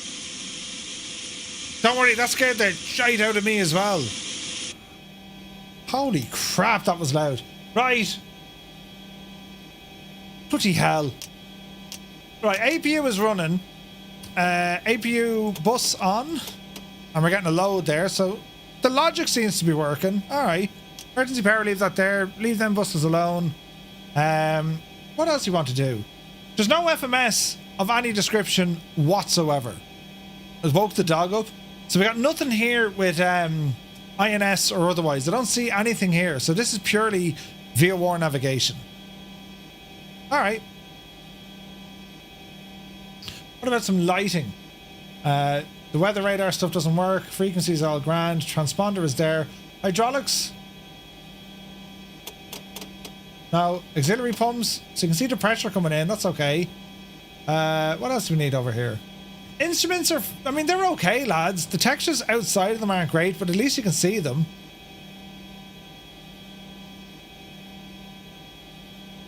Now, we should have sufficient lights on here to see what we're doing. So let's check out the night lighting. It's not terrible.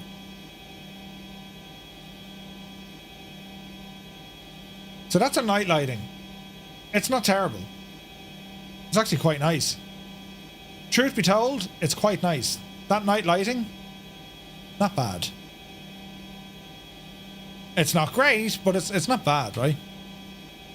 Rest in peace, headphone users. Yeah, my bad. My bad. All right, okay. What about powering up this machine here? Does anyone know how to start this? I think I need these lads down. They're my pneumatics, aren't they? So we'll go ahead and put on the starter pump. Oh, Jesus.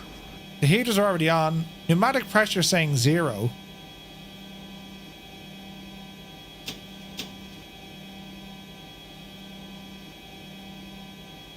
Still says 0.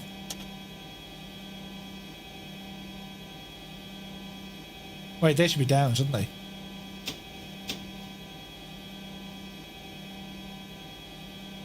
Wait now.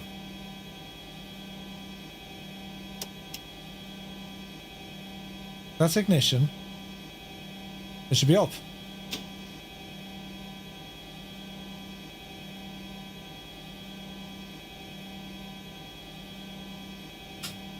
Starter pump, starter on, heater.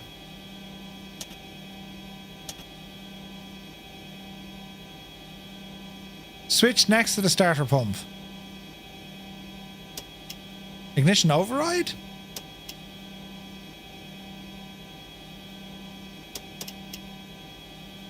Man. What are we forgetting, lads? Pneumatics, hydraulics.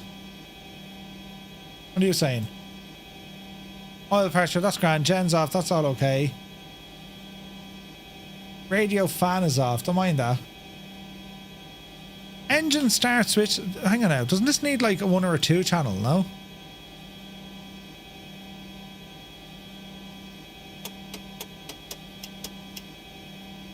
They're grand. Gens are grand.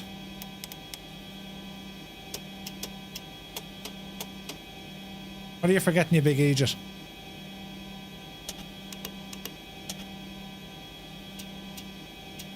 I've no pneumatic pressure, that's a problem.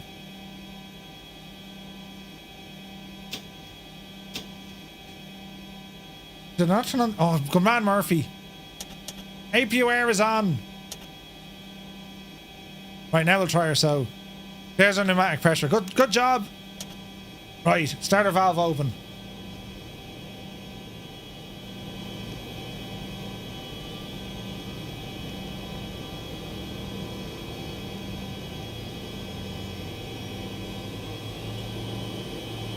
Why are the fuel valves open? Look at this big who's in charge? You haven't a clue what you're doing.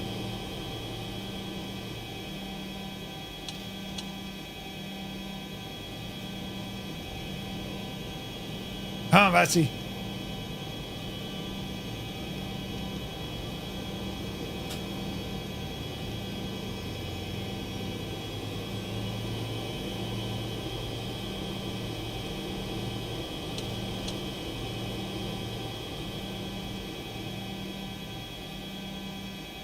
Can I get a refund?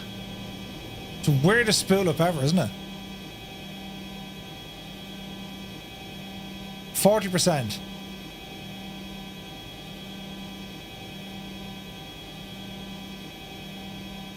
Mind your ears again.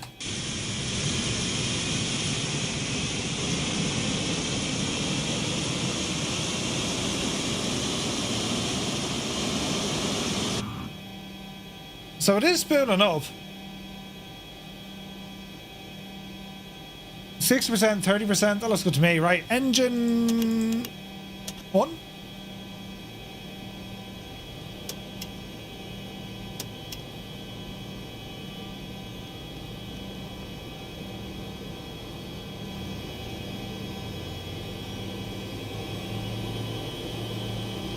Fuel in. Let's have a listen.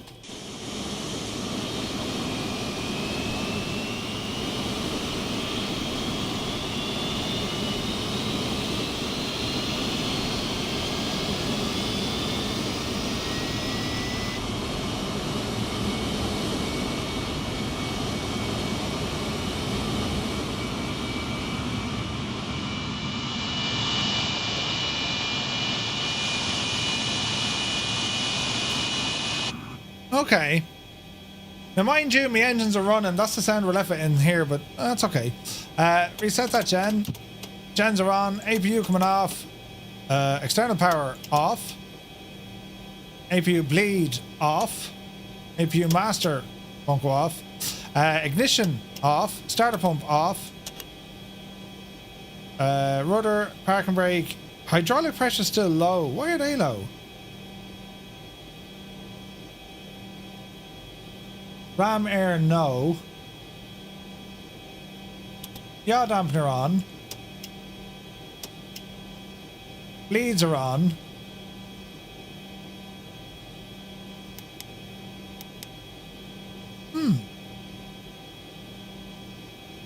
Alright. Dial a flap should work.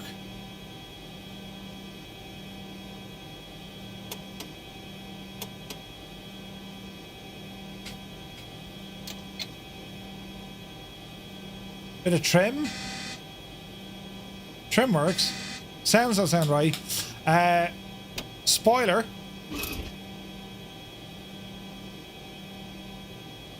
Really bad sounds. Flaps.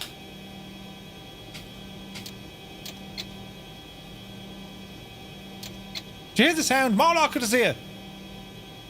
Yeah, the hydraulic panel is on, but like, we're reading full.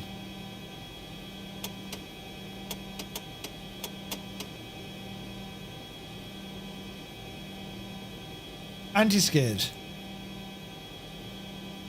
The sounds aren't in it though, sure they're not. Servos engaged.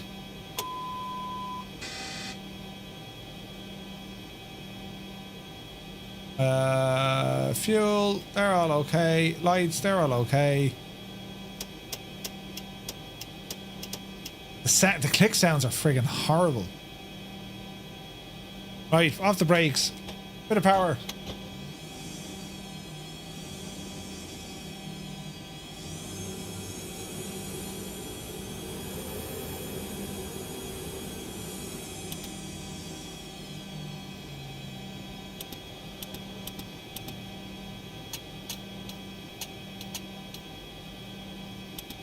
Just the clicks are a little bit weird.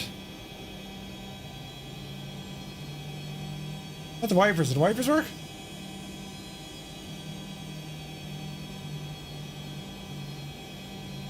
I'm after going straight into a truck. If I was a wiper, where would I live?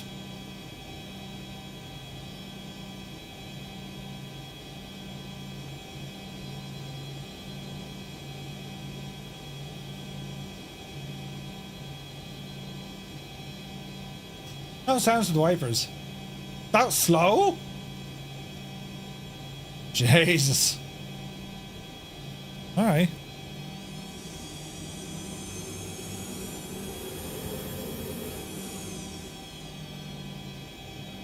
External sounds.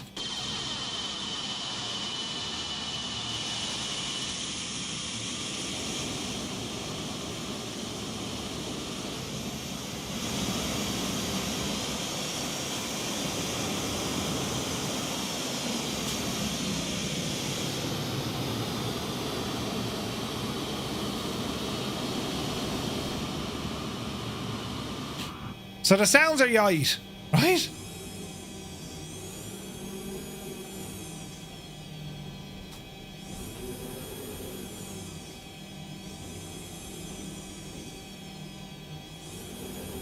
The sounds are terrible. What was that? Ground spoiler? Right. Let's see, can we at least take off with the crack, right?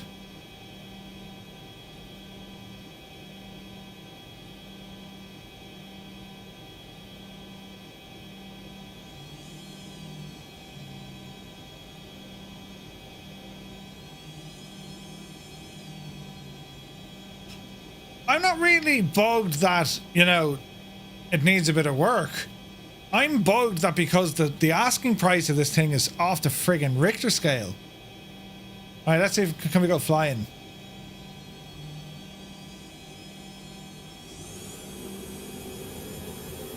And run away.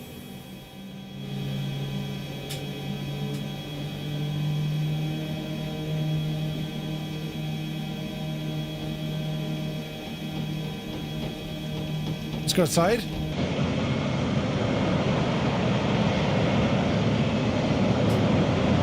They're not terrible outside.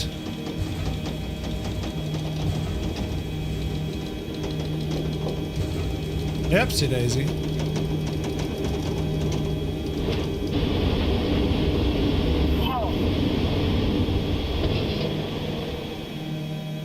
gear up. A bit of a roll.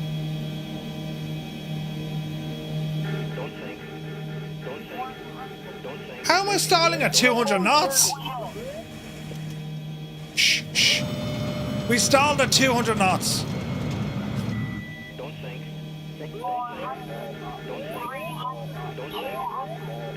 We're stalling at 200 knots?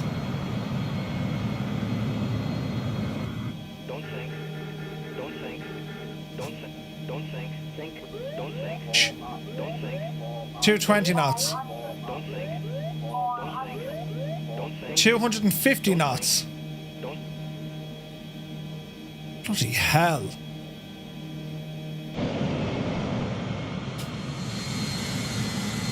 Okay, maneuverability. Right turn. Left turn. Look at the pitch now, you ready? Yep, you devil. Down, you devil. Yep, you devil. It just immediately stalls. We're doing 250 knots and you're giving it a friggin' power-induced stall. It's just like, what?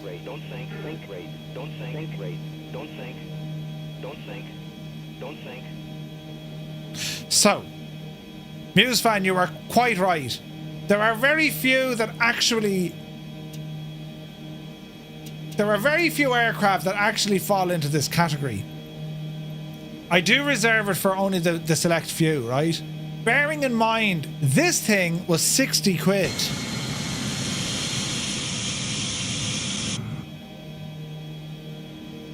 $60.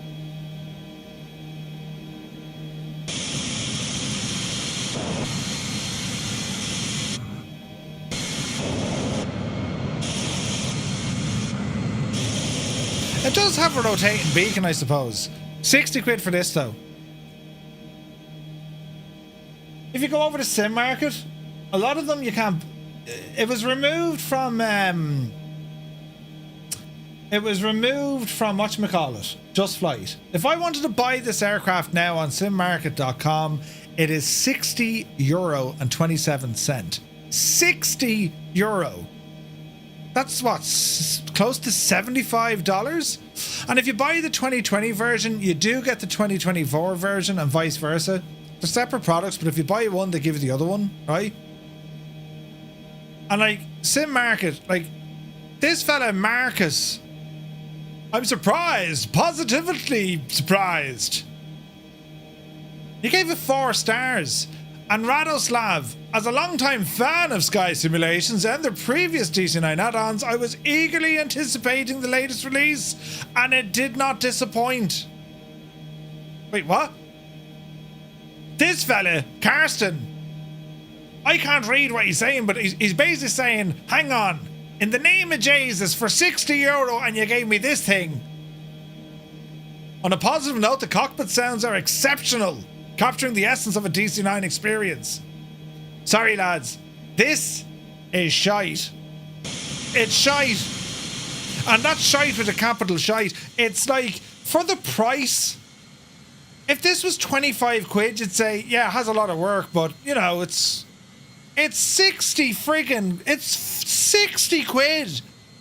This isn't just, don't buy it. This is buyer beware from this developer. They put out this Can I get a refund? for that price? Like, I mean... sorry, it needs a... Shag off! That's what I say about the DC-9. Like, it showed promise. You know, visually, I was like, I can get behind this. It looks really nice. It does look nice. But the sounds are horrid. The flight model is horrid. There is no navigation. There's no extra features like, you know, ground objects or any of that sort of jazz. And it has the flying characteristics of a friggin' yobbo. Look at the pitch, man. And now I've stalled it and now we're going to die. Like, no. Sorry. Sorry. Can I go upside down? Actually, we can pull friggin' inverted, sure. No bother.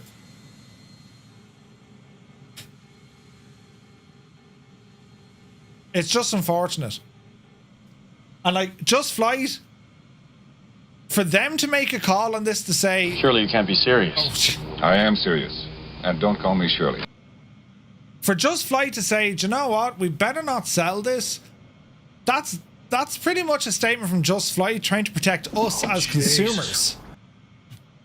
They're trying to protect us as consumers to say, lads, see this thing? Yeah, no. Just no. It's a pity.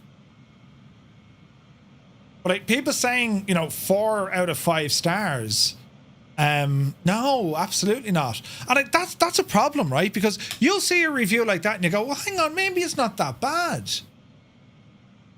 And I'm trying to say, well, hang on, look, you know, the visuals are nice on the model on the outside, especially at distance. And it is, right? You cannot argue that's not a bad looking aircraft at all. And they've done a nice job on the visuals. And the external sounds aren't the worst I've heard. They're external sounds. The interior sounds are a friggin' joke. No wind. And like, I'm not expecting to hear like very loud engines. They're miles back, but like... Now I've engine sounds.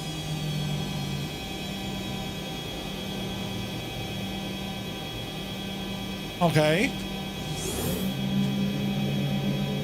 What was that?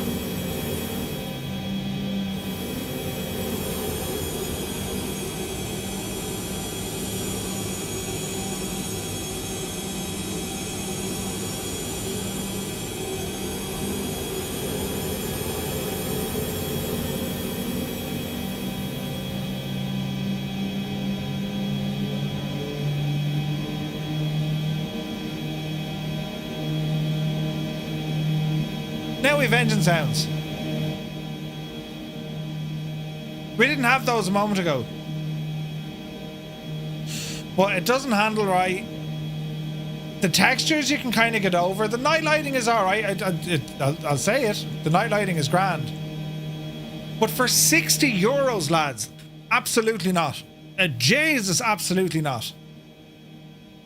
I think now that is just not at all sound from the developer looking for that price tag for this level of quality. No, absolutely not. Considering for that price tag what you can get. It's like half the price of the MD-82, but like you're getting a simulation with the MD-82. You know what I mean? Or the MD-80. So yes, that is the DC-9. I'm glad I bought it. Only when I can get to show you guys what it's all about. This dev has a lot of work to do to convince me that this is a worthy add-on. They got to fix the sounds, they got to fix the flight handling, and they got to add in more features for that price point. They have to, lads. Like, you get over the sounds if the systems are good. You'd nearly forgive it if the flight characteristics were good. It's extremely twitchy. Once again on the elevator.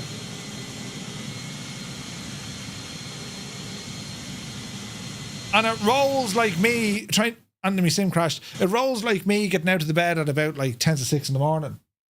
You know, the sim crashed.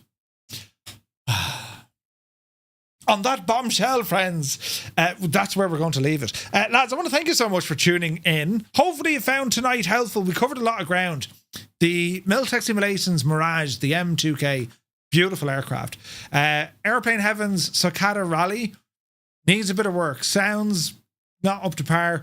The Avenger from Orbx, breathtakingly stunning, but there's some issues with the flight model, and again the sounds, there's a couple of issues. Boris 737, the sound set for the PMDG 737 fleet, absolutely incredible, beautiful sounds.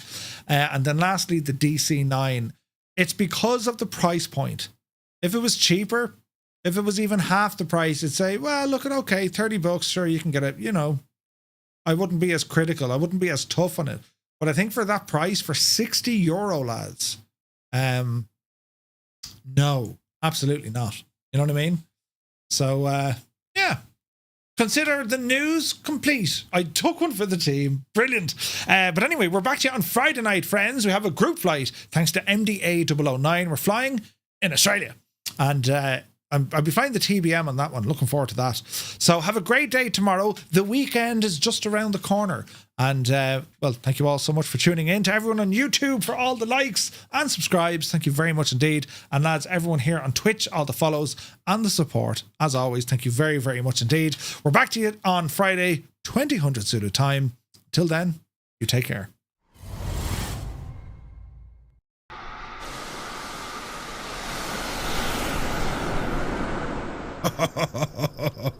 The state of it, the absolute state of it. Ah, Jesus! Oh, look at it did.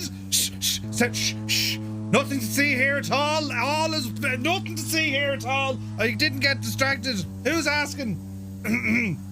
Yes. Lorry red, lorry yellow. Oh no! I've had enough of this wowdy webble sniggering behavior.